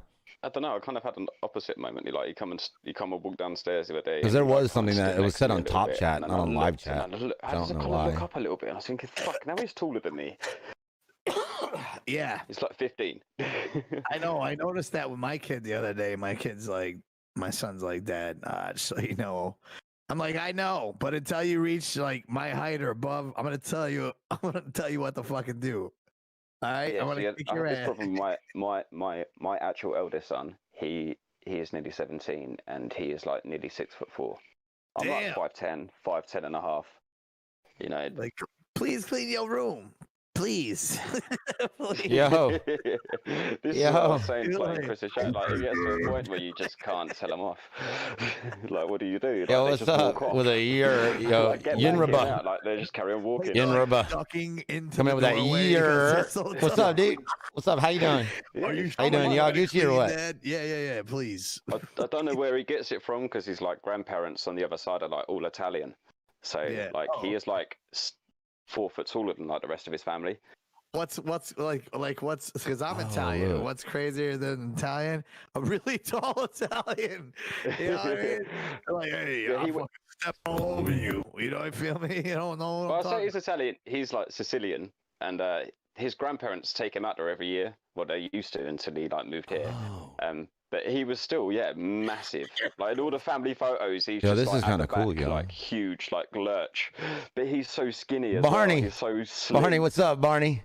What's up, Barney? How you doing, it's, bro? almost like a really tall, How you doing? It says like, Yinraba. shaggy All right. kind of. Yo, what's up, Barney? Like- Yeah, he is like a mop. He is like a mop. You could Right, use him yeah, as a nice. mop, man. Man, yeah, those are the good old days. What happened? What happened is, stepkids. I was talking about a And, thing called it's mummy almost bag or like something. Do you have everybody one? you know now. What's a mummy is bag? Step parent or step mom bag? right? I just There's carry a lot shit. of that Yeah. going on. You know what I'm saying? Like I just carry shit. It's There's like a lot of almost like- divorces, wasn't there? You know, Yeah, like it became it is. popular. It's almost like So it's weird a that trend. Like, comments are just got my first step Why is that kid on happening? Twitter. You Yeah. know, like you like hashtag step kid first, and you're like, it's like Pretty sure if you ask my stepkids, like, who's that? They'll go, it's my mum's boyfriend. Yo, I'm glad to hear, It Barney. is. I'm glad to hear everything's going good. it is hilarious the way that this is going. Like hashtag stepdad, real dad, father. It's crazy. It's okay This with is my kinda little cool, one, though. chat. Like, mine and my wife's kid. He's so This is kinda hyperactive, cool. though, from, Like 6 whenever in I the morning hit till, send like, feedback, 9 it at night, automatically he is takes a just, like, screenshot of it. on one. He is running around, jumping off the couch. You know, he's just like one of them kids. And See. yeah, I've never had that Let's put before. chat as So I'm a loading rate. stay-at-home dad as well. So like, I've never had to deal with that before. And he is just, since he was 8 months old as well, I've been doing it. And yeah, like, at first it was cool because he wasn't really moving around that much. He was just At like first. crawling around on the floor and like, yeah. Keywords, right? Now he's like doing like somersaults like from one couch Sleeping to the bag. next My couch. sleeping and bag is my mom. Your mummy Yeah. bag. I've had to make Keyword. Yo, I had to stable use. doors. Yo, I I've had to, gave like, my make dad a stable doors sleeping around bag, the man, house when the 'cause power baby went out, gates bro. didn't cut it. 4 Yeah, days, man. straight 4 or 5 over it. days without power, So, dude. yeah, I think we he's- only had he's a like handful, man. 5 or Probably 6 like hours that in when it total comes of out, power. But But we're good to go what's now, up? Barney. We're good to He go would do now. like a backflip over That shit these was little wildin', bro. cages that we put in front. Well, right? he found out that like his bedroom one, that if he got his blankets and stuff, he could throw them over the gate and he could get up to the top of it and then just jump off. Oh Smart my as hell, God. man. Smart as hell. That's what I'm talking about. Yeah, like from like 1.5. I love Like, that, He right? couldn't have a cot because he could get out of his cot. So like it's like, It's crazy. yeah, he's my little. My son had it demon. right calling you the cowboy But, man. like telling him off is hard because like. you See, go why to is tell that him just off, he now knows he's showing done up? wrong, and he'll come up to Right. you like all sincere. Like, And it's only he's got yours, I so much think. empathy and love. You're like, I'm sorry, Daddy. Like, give you. Oh yeah, okay, dude, you're forgiven. but the dirt in the living room, he couldn't have got it any more around my lounge if he tried. I was in there for like an hour and a half just hoovering. Yeah. And he was sat there watching me going, it's messy, Dad. It's all messy. Like, yeah, it is messy. Oh, Kid. But that's just like one of the moments in the day, isn't it, of a dad, you know? Like, they are just... But I enjoy these moments now. The older I've got, the more I enjoy them. Because I had kids at a young age and I've had kids like at a later age. And yeah, now I'm just like, I'm so laid back, my little one. It's like, yeah, go on. Yeah, as the older you get, because you're like, okay, that's the shit you don't even need to worry about. Like, he just eats all day as well. He's like, can I have that? Like, yeah, go on, he can have that. That's the other side of it, isn't it? It's stuff in the fridge disappearing quickly. Well, with 5 kids and 2 adults in this house, Yeah. it's crazy. Like, I put things in, like, my wife will go shopping and she'll be like, oh, look at this, and then chuck it in the fridge. And she'll buy a 6-pack or something. I'll go and look later and it's empty because everyone's had one apart from me. What's weird, y'all? You know, is I like don't know that how sort of to- thing happens, and it's like, how to oh. comment. or some of the kids have had more than one and no one else has got one, you know? Just a constant fucking argument. But I again, think for myself, something you mentioned, sort of about age of having children and things. I was quite late really compared to all my friends and things like that. I've sort of, you know, I've got a 3-year-old at the moment who I had when I was 42. So, and I speak to friends now that have, you know, their sons and daughters are sort of in their 20s now, and I'm talking about having like a 2 or 3-year-old. So, and they're kind of saying, you know, how have you got the energy to kind of do that now? But I think you find that energy anyway from somewhere. And looking back to kind of I bought a how plane ticket check. I probably was, I had to borrow kilowatts. too outrageous, but I had to borrow kilowatts. I kind of know now that I feel like I handle the situation now of having children better than what I would have done, you know, kind of years ago, and I felt completely ready now as well, where I probably didn't sort of years ago. So, but then I know that my friends who had children when they were a lot younger, you know, they've obviously spent more time with them. They've appreciated sort of all those years that they've already had with them. And something that pops up a lot really is they keep saying to me, well, how do you feel that you're going to be old when your son's still quite young? So it's all kind of relative, but there's twos and fro's and pros and cons to it all, isn't there? But you definitely need to have that energy when you're older. Yeah, my best friend, he became a granddad at 35. Yeah. And like, obviously at the time he was absolutely fucking livid. But now you want to see him, he's like, I don't know, he wasn't like that with his own daughters. Like, you know, he's got that extra special bond with his granddaughter. Yeah, I think that's the difference, isn't it? And you know, there is pros and cons to everything really, and you know, things happen when they're meant to and when they should, and I borrowed a plane ticket check.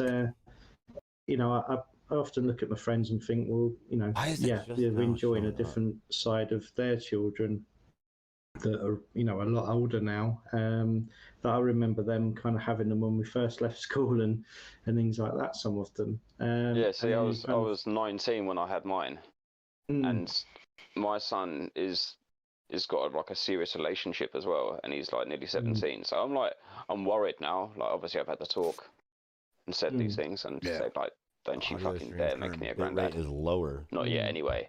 Like, I've got a 2-year-old running around. Well, he's nearly 3, but like, yeah, I don't want to be a granddad yet. Well, I kind of do because I'm young, but like, yeah. I kind of don't want that label yet. I think that's the other side of it as well, isn't it? We kind of do things and lead our own lives, and we have our own things that we kind of look back on, and a lot of the time, you know, because we remember those hard parts, we often don't want our own children to kind of have those. We want them to have it easier, really. For some reason, Miss Crystal, your stuff is just coming in right now. Of ourselves when you're parents, right? It's weird. Is that you often want your children to have an easier life than what you had to some aspects, but at the same time, they're all important lessons, and we all need to learn those lessons as well to kind of go through life. So. But I know that's what I tell myself all the time when it comes to my kids. Like, I don't want them to make that mistake. But yeah, if they like if that's the way they're going to have to learn, then sometimes your kids have to do it, don't they? Yeah, no. I look back now and I'm horrified at some of the things, silly things. I've done some things out of being naive and not really thinking them through. I was talking to someone the other day who. I was, I don't even think I was a teen at the time, but I'd watched a film. I think it was The Great Escape, where he puts a wire across the road. Steve McQueen, he puts a wire across the road to get the motorbike. And yeah, it's one of my favourites. I think I just watched it at the wrong time, I think. But I ended up, we lived in the middle of the countryside and I was playing and I found this roll of wire. And I tied one bit to a tree and put it across this road and tied it to this other tree. And then as I walked away from it, I realised kind of what I'd done and what the consequences could have been. went back, took it down, and then a car kind of drove down that road a few minutes sort of later. And I'm horrified now when I look back and think of the things that I'd done and the consequences and the accidents that could have been caused and the trouble that I could have been in. You know, being a young lad playing silly games and things, whether it was war or cowboys and Indians or whatever it was at the time. You know, I kind of look at my son now and I think, oh, you know, I want him to kind of explore, I want him to have fun, but at the same time, it's that kind of common sense that I just didn't have at the time that could have got me into a lot of trouble, really. Yeah, that's it. Can you kind of look back and see things that you kind of done that you sort of accidents? Well, it wasn't so much accidents. When I was young, I used to, me and my mates used to, where we got involved in like drugs and that when I was like a young teenager. Like, yo, Barney, you got your recent profile picture now? Hell yeah, bro. Here, isn't it, for a lot of parents? Oh yeah, bro. Yeah, see, like I never told my mum that I used to go out like doing ecstasy, and it wasn't until I got to about 16 that she found out, and yeah, she kind of obviously my mum lost her shit. Notifications still ain't coming through. Weird. But it didn't stop me at first, if you know what I mean, until someone I knew died. Not like someone from my group of friends, but like someone we knew like died, and I never touched them again. But then I always think to myself, like, I just hope my kids never do drugs. Yeah, you know? Yeah. See, that's the good part about it. That was me back in the day, right, Barney? That's the good part about it. You know what I'm saying? Stories either. That's the good part about it. I'm kind of glad that they're like my kid's mum never told him like about my past, so. Not like that anyway.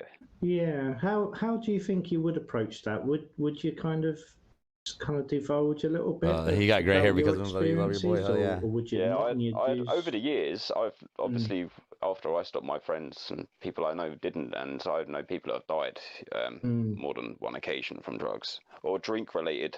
I've known people that have died from drinking. I've known people that have died from drugs.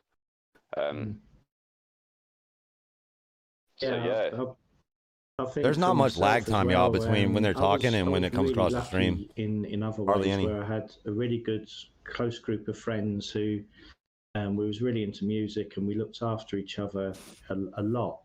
So if one of us was doing something that the rest of us didn't feel was good for them, we'd all speak up and we'd all say. So we all kind of kept each other in line, really. And then there was other experiences.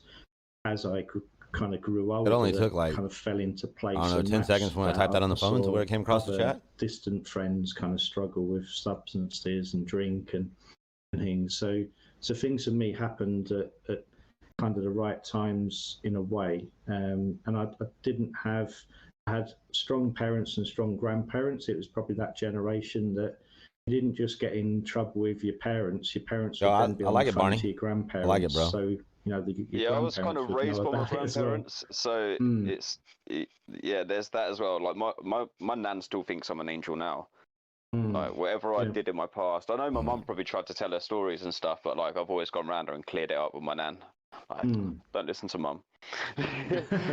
Yeah. No, it's very. My nan was a scary figure anyway. Like, she's she was little, but yeah, she scares the hell out of me, man.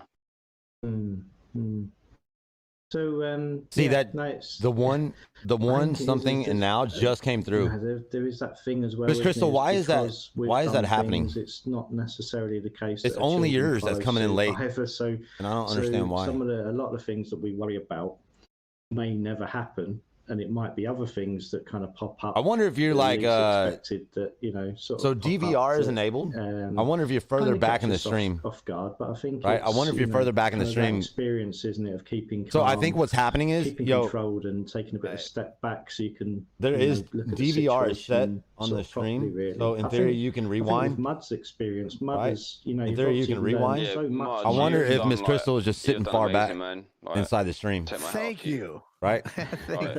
Fucking. That could be the case. That could very well be what's happening. It'd be hard, man. Like. Absolutely. She could be further back in the stream because DVR is on. I probably need to turn that off, yeah? Yes. You know what? I am very I'm very I turned it off. I hope it didn't back her. Like, to put me, her in a weird spot. Truth takes over the I compliment. guarantee you that's what's will happening. She's respond probably to further back in the truth stream. So fucking bad. If you are a single Okay, parent you're out not. there, See, now your comments trying coming to through just stream, fine. or if you are a Dan Carter, listen to me.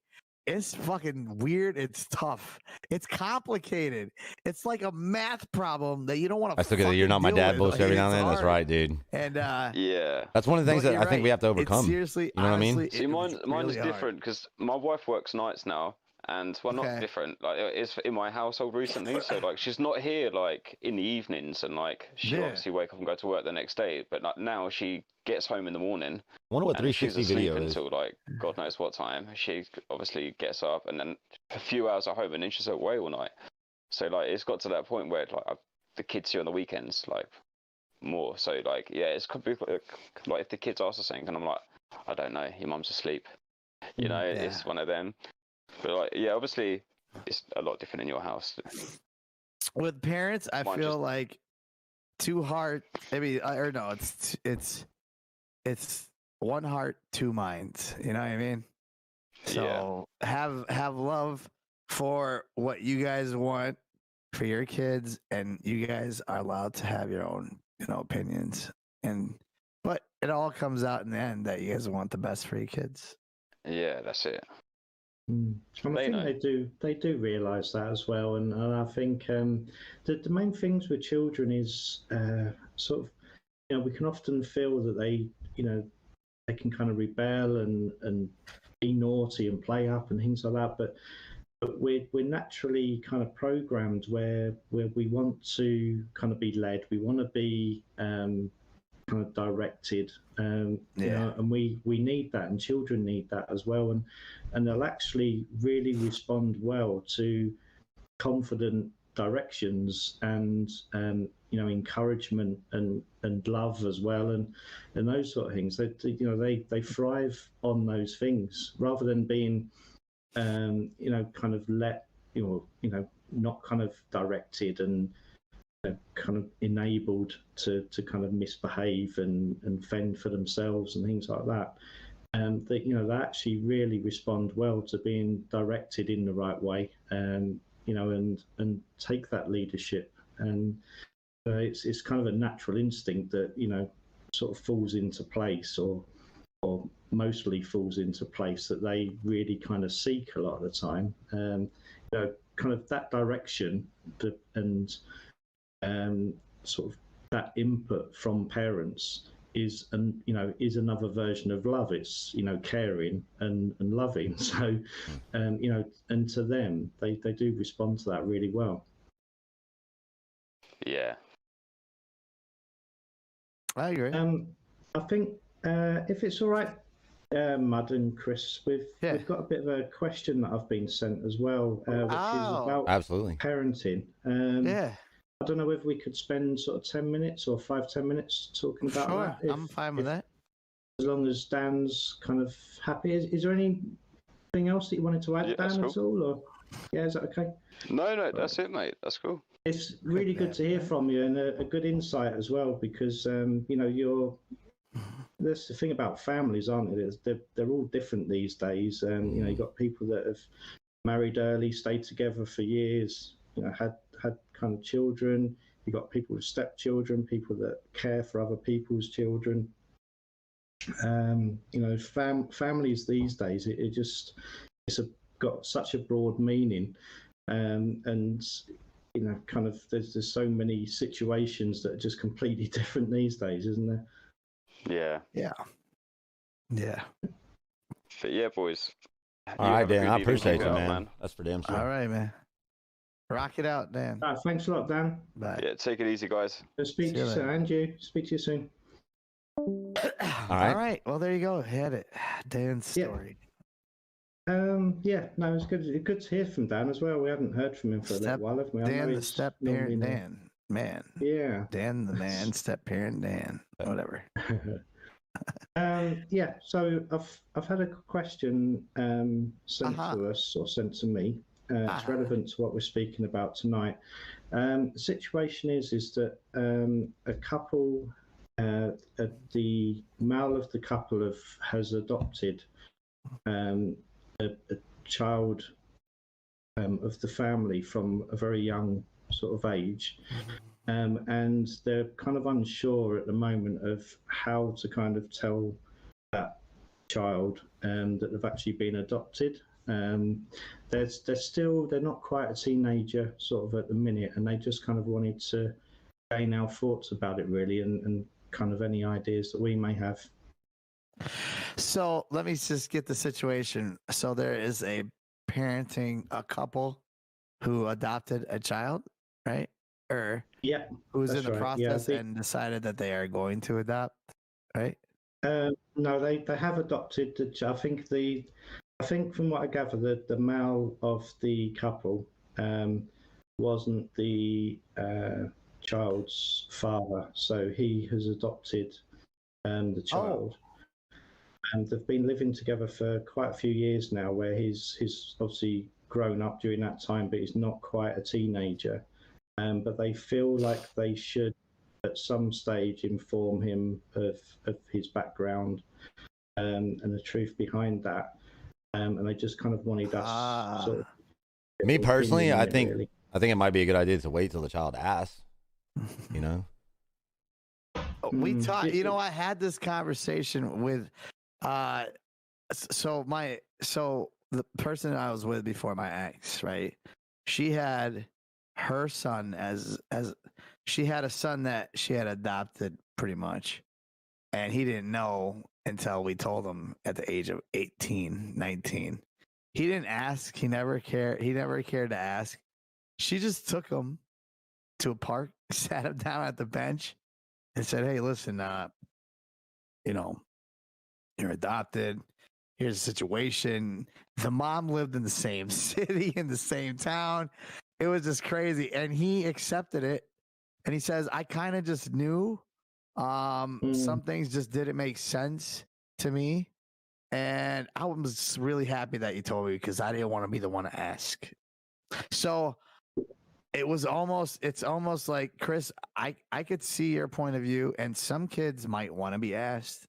But I think if you are a parent, and it's an ironic thing, because when you go up to your kid and tell them, "Hey, you know, pretty much I adopted you," and you want to borrow a cupcake? Yes, they're gonna respect. I do. That. They're gonna respect the fact that you decided to come to them, and it's gonna instill integrity into them.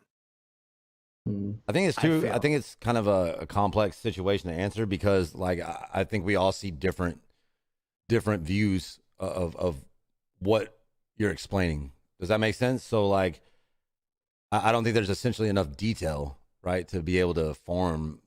Like, how old is the child exactly? Has there been any questions? There's so much background into what, you know, like, what is the child's mental health? Like, what's the stability of the child? You see what I'm saying? Like, it's kind of hard to answer that question without having your own vision of the situation. You know what I mean? Yeah. Does that make sense? Because there's certain circumstances that I would say something about, and there's certain circumstances that I wouldn't. You know, like, we all envision, like, by just the details that you gave, it's hard to form a decision, in my opinion, right? Like, on what to do, because there's so many ifs to that, or what's happening currently at this time. You know? Yeah, no, I kind of agree with a lot of that. I think they're just sort of pre-teens sort of at the moment by a couple of years, and I think, I don't know, do we kind of all have that feeling as a youngster? I know I did sometimes. You know, when things aren't going quite right for you, as a child, sometimes I think as well, it's what's in the media and what you see on TV and things again as well, isn't it? I can remember thinking a couple of times, you know, I wasn't, but I can remember a couple of times thinking, am I adopted, or are these my real parents and things? Because I think you go through stages as well of just kind of belonging, don't you? Or trying to, you know, what moments were those? I never have one, to be honest with you. When you question, you're like, I don't know, I think I'm adopted because this shit is kind of weird.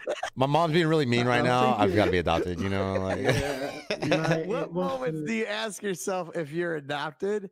when your sister and you and your brother have absolutely nothing in common, or like that was one. Yo, thing, Miss I Chelsea, think. you what's don't up? have the I'm posting on all ears 3 that pages. they have, and they're like, I'm posting on all 3 pages. I don't know Okay. why. It was What's mainly going when I on? was in trouble. Miss Chelsea, When I what's just up, ma'am? broken a window, What's up? How are you? I want to do some zombies. My parents, I think. I want to do some zombies. I feel like the chat is loading But, later than what it is. And I don't know if I messed that up. I think I did in a way at different times. I don't know if I messed that up. Yo, Matt Henry, did y'all just now type that? Even though I kind of felt like that, I'm so happy to be here. The power was in and out last night, but they did have the power company truck out here, so I think they actually had a part to work on. Until unless I'm ready for zombies too, or something like that. All right, I'm ready for zombies too. I wonder why. yeah. I wonder if I the feeling or some evidence was found, which that okay, you just know. All right, sweet. All right, because I've been having trouble with like somebody's chat. Or reply for quick response on Facebook. Okay, good. It is. It's.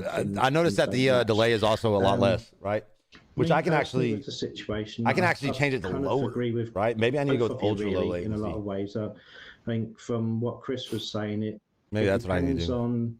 Depends on what knowledge the child's got around kind of fostering adoption and what that actually means and what handy bath check means. Handy bath check. Who needs a handy bath? I need a handy bath. Feel sort of perhaps pre-teens maybe a little. Oh, bit good shit! I'm glad you got a nice hot shower. Depending again on the child's situation and what's going on within the family setting, things like that. But I'm in contact with a person as well, so I've already kind of said that I'll probably get back to them after this. But I think it was good for us to kind of talk about it a little bit as well. I just got that, and to gain a bit of an idea. I think it's it's so many people, don't they, kind of look after on my Discord. other people's children and act as carers and things to other people's children. My parents used to foster for a while, and perhaps that kind of put the idea into my head as well that they might not have been mine when that kind of environment was coming on. But that's such a good role as well, sort of that caring and fostering and adoption. There's a lot of children out there that thankfully do kind of gain sort of that care and love from other parents, and there's got to be a reason why they're asking, right? So like here's my thing. Is something happening that gives them the feeling that they should tell them, right? And yeah, it's just it's all circumstantial, right? It depends on which circumstance and what's going on at the time. Like if there's a reason why they're asking if they should tell them, then maybe it is the time to tell them. You know what I mean? Yeah. Maybe they should just do a little, like, make it a game, like do little posties. Hey, raise your hand if you're adopted here. Like, how do you play a game like that? You're like, family meeting. All right, raise your hand if you think you're adopted, right? Like, yeah. Like you leave Skittles all the way to the answer or something. Let's play a game. Who's adopted? Like, you are adopted. Thanks for eating all these Skittles. Yo, do you still want to be here or not? Oh my God, bro. Yeah, the E numbers might be playing an effect. Come on, make it fun. If you're gonna learn if you're adopted or not, why not eat some candy while you're at it? Yo, children, we're gonna play a game. Let's play this game called Who Thinks They're Adopted, right? Like, like a robot pops up. Congratulations, you've been adopted. Yo, make a video of like a Warzone win or something. There must be so many concerns about it and things and stuff. And then sorry, so sorry. No, but it's how it changes that relationship afterwards as well, isn't it? Or possibly. It does. It's like a choice you have to make to know. It's like, don't fix what's not broken, right? But at the same time, you're like, I gotta say something, otherwise, eventually, we gotta train them how to fix it. He said, just play it. Oh my God, make a Warzone video, right? And then like after a win, like congrats, you're adopted or something. Like it's much tripping, really bro. Important, isn't it? That's the big thing with it. So, I think we've got Fallen Angel that wants to come in and have a talk to us as well. I think. All right, before Fallen Angel says anything, one thing you have to question in life is when you ran out of Gatorade and you ran out of orange juice. There's only one thing left, and it's sink water. They have to fill up in the old Gatorade bottles and put them in the freezer, and you can't even quench your thirst right away. All right, I'll be right back. So look, check this out, Matt, Miss Chelsea, right, and Matt Henry, right. Matt adopted one of Miss Chelsea's children. So like, I really think if we could get Miss Chelsea in here, maybe, or Matt, actually Matt, like Matt and Miss Chelsea or whatever. Yeah. Maybe y'all would be able to help definitely. explain. Maybe y'all be able to help explain like how y'all let Julian know. You know what I mean? Yeah, that'd be really good. Yeah. Are you guys available to do that or not? I hope. Yo, are you guys available to do that, Miss Chelsea and Matt? I think that would be super helpful because they've been through it. You know what I mean? Oh, there we go. Yeah. There we go. Oh, wait. He moved himself. There you go. Yo, Matt. Hello. What's up, dude? Hello, can you hear me? Yeah, can you hear me? Yeah. Hi, are you okay? Okay. Yeah, So- sorry, I was walking out in the snow. So, Matt, we had somebody write an email, which I'm sure you kind of heard, but we had somebody write an email about when they should tell their child that they were adopted, and maybe you could bring some insight to how you told how you let Julian know, and what time you felt was right to do it, or what was kind of going on. Yeah, so just a little backstory on that. Chelsea got pregnant with Julian when she was 19, and in a previous relationship. It was a very toxic, abusive relationship where she constantly was physically, emotionally, mentally abused. I mean, this guy was bad news. To the point that when Julian was 1 and tried to get a French fry, this guy twisted a 1-year-old's arm up behind his back. I mean, just piece of shit. So anyway, Chelsea, fast forward, we're married, and that was the question we were posing was when do we make this announcement? When do we tell him? And we kind of figured, depending on maturity, we waited till he was 10 is when we actually did it. But Julian is very mature. He's always been super mature. He's a deep thinker. He doesn't just say anything. He thinks things through and all that. So I think really, most importantly, it depends on the maturity of the child and the situation. So the way it went down with us is, we I didn't want to spend too much time throwing a bunch of trash about this other guy and how horrible of a person he was. Right. And all that. I probably wouldn't either. I've had Julian since I've had Julian since he was 1. I mean, I changed diapers. I've raised him. I mean, that's my baby. Even though he's 15 now. So we sat down and, we decided to just stick with facts. Look, your mom was in a really bad situation at a young age, and she was brave enough to get you both out of that situation because it wasn't going to be good for you. It wasn't healthy or safe. And she got you out of that situation. Because what I didn't want is him to think, well, Chelsea's this, why would she take me away and all that. So without getting into too many details, just that it was unsafe, it was unhealthy, and she did the best thing she could do, for him and for her, so that they would survive. And then, we kind of went into that and went from there. I mean, he doesn't remember any of that, obviously. Right. But it was really emotional. We did it with my mom and my dad and me, Chelsea, and Julian. And he was 10. And, at the end of it, he looked at me, he said, this doesn't change the way I love you. Yeah. Because did anything ultimately a parent isn't, you don't become a daddy, you don't become a mommy from DNA. I mean, it's I agree with that raising, 100%. It's care, it's love, it's affection, it's all those things. Did anything set in motion y'all having that talk with him?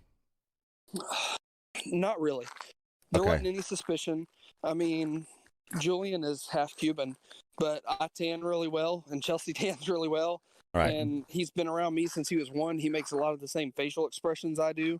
So y'all just kind of felt it was time. It could have gone on, and he would have never known. But what I didn't want to happen is him to be 17, 18 in that rebellious stage, and then find out, pissed at the world and going off and So, like I said, it took a lot of prayer, it took a lot of thought, it took a lot of support. But fortunately, it worked out really, really well for us. Hell yeah, bro. And that's Hell what's so complex, Matt. What I found, right, is that like even that rebellious stage seems to come so much quicker in life, bro, because of social media and all the different avenues and, and different outside influences, man. Like, and that's kind of why I was Matt Andrews. That's kind of why I was saying it really depends on the situation. Like, what is the child? You know what I mean? Like, and that's how they did it, right? At 10 years old, So, but to add to that, what you were saying about the social media and all that, people want to say kids are maturing a lot more. They're just exposed to a lot more at a younger They're age. being exposed to a lot more at a lot younger absolutely. age. They're not necessarily emotionally mature at Right. that age. I Just agree. because they know a bunch of stuff God, and I they've agree. seen a bunch of stuff. Emotional maturity is from. I mean, I know grown-ups that aren't emotionally mature.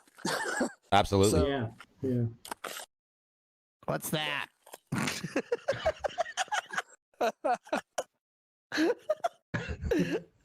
Okay. Sorry. All right. Well, you're right. I totally agree. Yeah, no, it's great words there, and a great view on it as well. I think I'd kind of have sort of a mixture of. I'd be in between sort of what Chris has suggested, what Mudders as well. I think it does depend a lot on the situation, but it sounds like you've dealt with that situation really well, Matt. Together, all the credit to you really, because. You obviously put a lot of thought into that, and I think your words will go a long way to help sort of someone else as well. So, well, I appreciate that. Do you really? I really do. No, I really do. I'm just kidding. No, I look, know. So look, there's a lot. Kidding, man. Okay. Hats off to, hats off to anybody who is willing to adopt, because there's so many people. Whether it's by in a marriage, a step parent adoption like we did, or someone who is completely adopted and doesn't have either biological parent. That my sisters were from my mom's previous marriage. Two of my sisters were, and my dad adopted them. I saw that growing up. That was my example. He never treated them any different than he did me. He didn't, it was natural for me to love this child and to move in that direction. But that's something that a child should appreciate. Maybe not right off the bat, but which one are you talking about? To appreciate, that Barney. I chose you. They are growing up way too fast, right? I chose you. They're I chose exposed to love too you. much too fast, I think. To take you in and care for you. This wasn't just put on me. So there's a special thing and a soft soft spot in my heart for adoption, obviously. Right. But that's the thing I joke with Julian about now is, look, I chose you. I didn't. Right. You weren't just forced upon me. I chose to adopt you. Right. So I love you more than your mom does. But no. So essentially, it's like, listen, your mom was hot enough for me to stay, so we're gonna have to figure this out. Right? Or the other way around, whatever. So no, I'm just kidding. I understand what you mean, man. Trust me, I do. I had some stepkids along the way. Not like it's like a lot, but like with one relationship. Okay. Right. Yeah. So all right, guys. Well, I'm gonna jump out of here. All right, Matt. I appreciate you. Thanks a lot for that, Matt. Have a good one. All right. Yeah, absolutely. See you, Matt. All right. Bye. Yo, Matt, jump into Discord after. All right. My bad, Mud. All right. So it's okay. It's Sam. We got Fallen Angel, apparently. We're here to pick you up. Apparently, was it a bad accident? Fallen Angel? You okay? Can you get up? Can you touch your toe? I'm good. There you go. Okay. Hi, Fallen Angel. Hi, loves. Hi. I didn't get hit by no truck, no nothing. It's Fallen Angel. Good. Okay. Good. No, so I'm not ashamed of it. I was the one that sent it in as, like, I was an emotional, not physical, but emotional, mental, like, abusive relationship. So when I met my husband, my eldest now, I should say, my eldest was 1 to 2, and It is adopted certainly indeed him who you think we are. Oh my God. kindergarten, first grade, around that time. So he had my last name, and he knows somewhat like, why did I have your last name? But now I have dad's last name. And he's 10 years old. He's very emotional. He's very smart, but with that aspect, like he has 2, maybe 3 siblings outside Crystal said of imposters. me and What? the sperm donor is what I call them. So I just don't know when or how, or we don't know when and how to, like, hey, he's not really your dad, but been there from basically the get, you know? Yep, I do. I mean, what did you think? What did you take out of all the stuff that you had? You heard, because each one of us touched on it. We all had a different opinion. What did you think? Can you come Well, up with a decision? Well, I talked, talking to, Matt and Chelsea about it, and them telling me about the, Julian stuff. He was, I guess, more mature because my oldest is 10 right now, but he's very, very emotional. And I don't think, because this is the same age that they told Julian, so I'm not per se sure, but I don't want to wait till he's 18 and for him to be like, why didn't you tell me I have other siblings? Why didn't, And when we do tell him, I don't want to bash down, the guy, because I want him to kind of put the pieces together himself. Because I come from a divorce family since I was 7. Like my mom and dad split when I was 7, and my dad and my stepmom were talking trash about my mom, and I don't want to do that. Right, like, right, I right. want him to be like, okay, so I like the idea of telling them not at a young age, not at an old age, but like right at that certain age, like 17, 18, because then, if you tell them at 10, they might not take it too serious. They don't know, understand. Maybe they're just like, what? Maybe it'll hurt more than anything. I don't know. But I feel like that's a really sensitive stage in life. I feel like 18, 17 would be a good age just because they're not young. They're maybe moving out of the house, getting ready for college, and they're about to put the world on their shoulders. And you don't want to add to it. Just be like, son, I just want to let you know I thought this is a really good time. You're still very, very young, but a good time maybe where I found it. You are resilient. Matt, you got a tool enough, next to your name? and I don't want you to hate me. I don't want you to resent me. So it's really tough for me as a parent to let you know this without hurting you. And Daryl's then, got a wrench. kind of go into it because you got to tell them the truth. You got to be like, Daryl, you have a this is wrench? scary. For me, I'm fucking scared right now to tell you this, but I'm here for you. And whatever way you react, I'm totally open to it because I don't even know how I would react if I was in your position. And just tell them. It's just so difficult to give you an answer to it, right? Because it really is, because we it's hard to say without being there and going through like the past years. You know what I mean? Like I think honestly that you'll know right now. I think that you'll know. Stop it. I think that you'll know when the I think you'll know when the time is, right? Yeah, and I think you should trust your gut on it. But also try and take into account like the maturity and the age, right? Because like Mo was saying, I think that's probably one of the best times that you can. People are exposed, like children are exposed to a lot, but they can't comprehend it, And I just want to make sure that it doesn't do any damage, right? Absolutely. Yeah, I guess like the greatest fear as a parent, like with it's that a moderator. aspect It's a is moderator you're of the gonna, chat, like hate right? me because It's a I moderator didn't of tell the you chat. sooner, but That's how you know. That's how you know the moderator, right? You got a wrench. Tell you sooner, so yeah, that's true. You can just tell them, hey, I told you when you were born. You don't remember? Right. Whatever. I think for me, there's always that fear, isn't there, from the outside, really, of kind of if you're applying for different bits, whether it's driving, jobs, things like that. If the He's a risk tool. of someone else kind of saying to them really, or Daryl's a tool finding too, out a Jay? different way.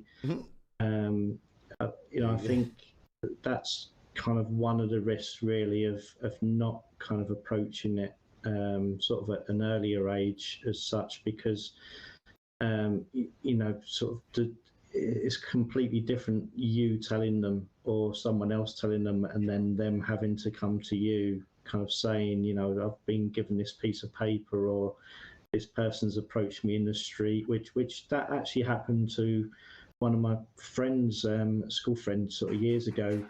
Sort of he had a relative that he didn't know anything about, sort of who knew who he was because he'd been pointed out to him by their dad, who he was in no longer contact with. But I think it was sort of a cousin came over and said, "Oh, I'm your cousin," and that was a very uncomfortable kind of conversation. So I think it's one of those situations where I don't know how you kind of feel, but Daryl said I've been called kind of worse. guess that you would Matt's a rather tool. tell them than that kind of situation. I'm a tool, apparently, is an honor, sir. Yeah. Yeah, so my when it comes to like electronics and stuff like that, they don't have access to the outside world, I guess you can say. Yeah. But like with him having siblings that are obviously have siblings, I don't want them to be like, "Hey, I'm your brother," and be like, "Why didn't you tell me?" But then again, the whole, because I don't want to trash talk. Like, I want him to figure out himself. Like, I don't want him to be put in the position I was when I was young. No. The bad talking and everything. Like, I want you to figure that out, because I definitely, like, not even 24 hours after the guy got the paperwork to sign over his rights, he signed it. Not even 24 hours. Yeah. So, and I don't want him to know that, because I don't want him to feel, the abandonment issues that I have. My mom left and be like, "Oh, he didn't want me." So, like, I'm going back and forth between that. It's just, it's hard. It sounds like to me though, sort of like yourself and your partner. I think that you're aware of that, and it sounds like because of your awareness and because of your caring. I think that by the sounds of it, you would be there covering those bases really as much as possible, and you obviously, your partner and yourself, you obviously, went into adoption and things because of that love and care, and I think from the way that you're talking as well, you're very aware of that, perhaps being an issue as amongst sort of others. So. It sounds like you kind of have that well covered, although it might be a concern to yourselves, and I think you'll do a really good job of that anyway.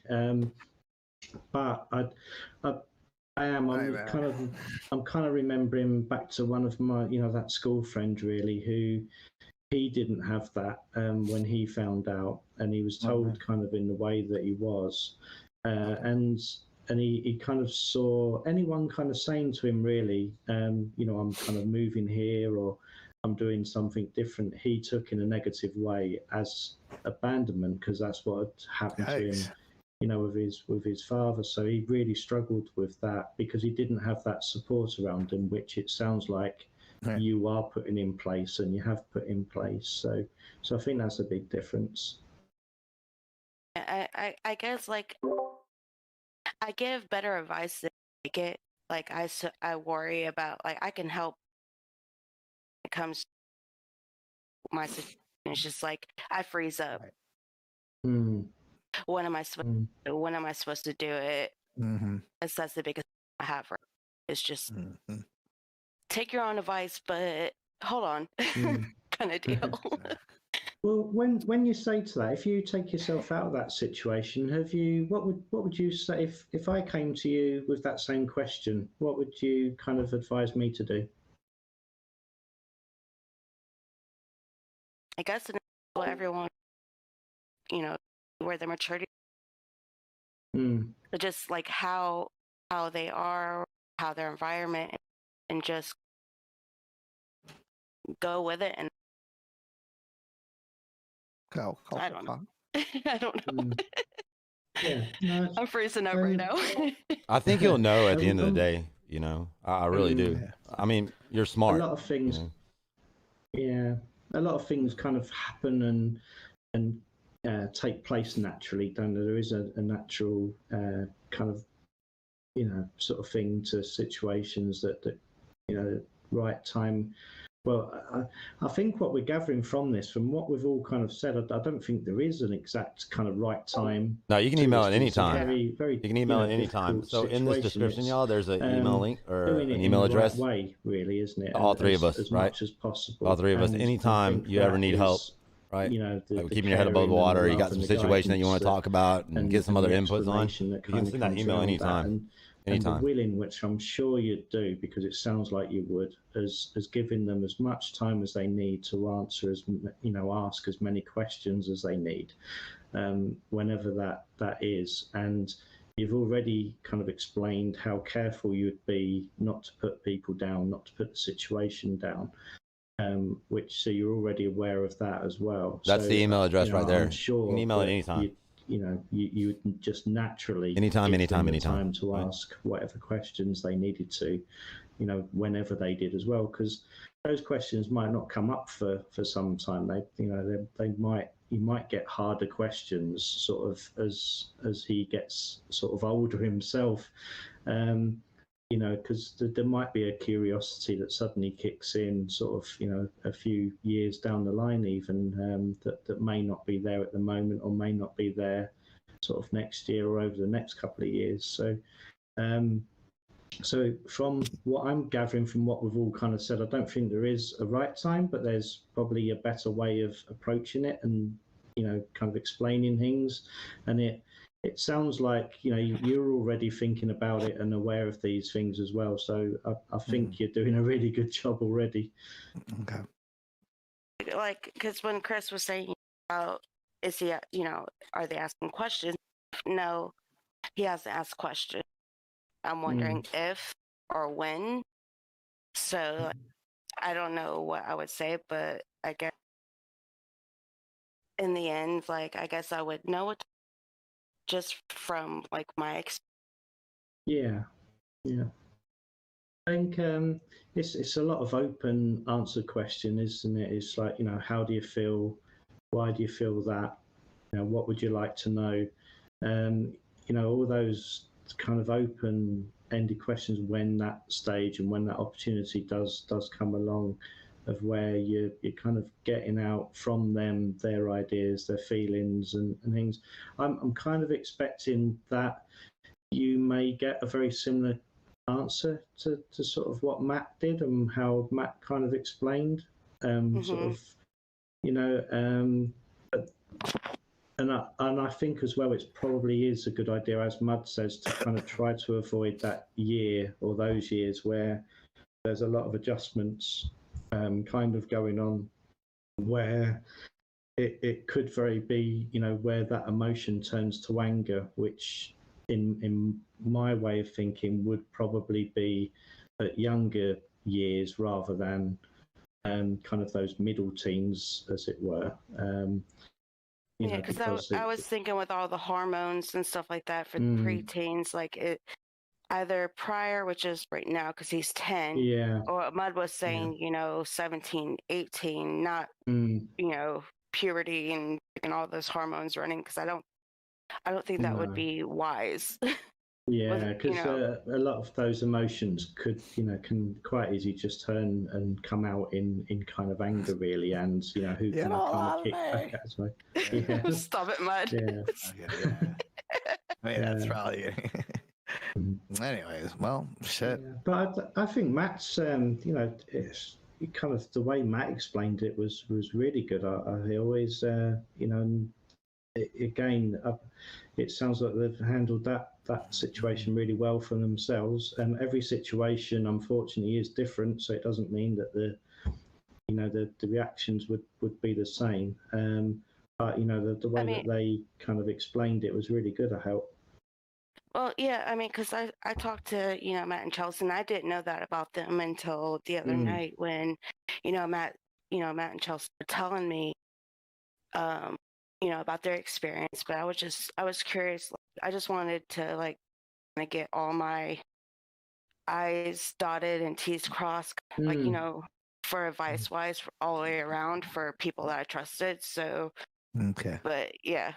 So like they helped. They definitely helped a lot. I just wanted you guys' personal opinion as well, because I trust you guys. Okay. Well, thank you. Yeah, no, it's a privilege that you feel that way. So I hope we have helped in some ways as well. And I hope you can sort of take little bits out of that, and it helps with that situation sort of going forward. Oh, definitely. I'm Thank sending you so you. much. I love you guys. I'm sending you a few links. Like I've just been while you've been talking, I've been kind of going through some websites and stuff. There's a lot of different opinions on the matter, but some of these look like they're going to be pretty good reads. So I just sent you two. I'm about to send you another one here in a second. All right, and then hopefully that helps as well. I appreciate it. Thank you. All right. There you go. Yeah. Bam. You should have those on your Discord. I love you send you guys. Discord. Love you too. Thank you so much. Yeah, no, you too. Thanks so much coming on and speaking about that one. Absolutely. It's such an important subject, and I'm sure that people will be listening, in a similar position, that will gain something from that communication as well from yourself and Matt. So thanks a lot for coming on and sharing that. Absolutely. For listening and for all the help, like all of you, Matt, you guys are awesome. Thank you. And I appreciate Mental Health Friday. This has helped a lot with my depression, anxiety, and everything. Wow. So like hearing you guys talk, like it just helps. And I love listening to you guys every Friday. Well, we're honored to have you here. I'll tell you that. Hell yeah. Well, boys, we did it again. All right, Miss Sam, you have a good one. All right. Well, so yeah, it's been really cool. What happened? Somebody? Oh, are we still here, boys? Yeah. Yeah, we're still here. Anybody in the waiting room? Nope, we're good. All right. Hey, so what did we learn? We learned our worst parts, our best parts, our most repeated thoughts, and we got to hear the insights of the world from parenting. From single parent to having parents together to adoption scenarios. And you got to hear opinions from everybody, including myself, Chris, and Matt. Welcome to the world of Mental Health Friday. And thank you for being here. Chris, Matt, I appreciate the hell out of you. That brings us to the end of our show. And I can't wait to talk to you guys next week. Absolutely. Anybody got anything to say? Nope, change the world. All right, change the world, baby. Yeah, I think I think we've only just kind of touched the surface on parenting, really. As well, Yeah, you're right. It just feels like there's so much more to kind of talk about it and different angles. So I'm sure that we'll be coming back to that one. I think. I believe we will, and that's going to be interesting coming back to these subjects because there's so many different angles we got to cover. But this is our first run through for everything, so absolutely. Yeah. Wow, I can't wait to delve into that stuff. It's gonna be fun. All right, well, I appreciate y'all. I love you guys. Nah, that's good. Yeah, all right, man. We'll I'll have a good see you week. guys. Hustle on until the next time. Oh, yeah. Yeah. Peace. Bye, Take boys. care. Be safe out there. Good night. All right. See you. Bye. See ya. All right, chat. But always, as always, right? As always, right? As always, before we go anywhere, before we do anything, we got to do something, right? Before we go anywhere and do anything, we got to do something, right, chat? Right? So here we go. How about it, chat? What are we going to do? What are we going to do, chat? We're going to make our beds, right?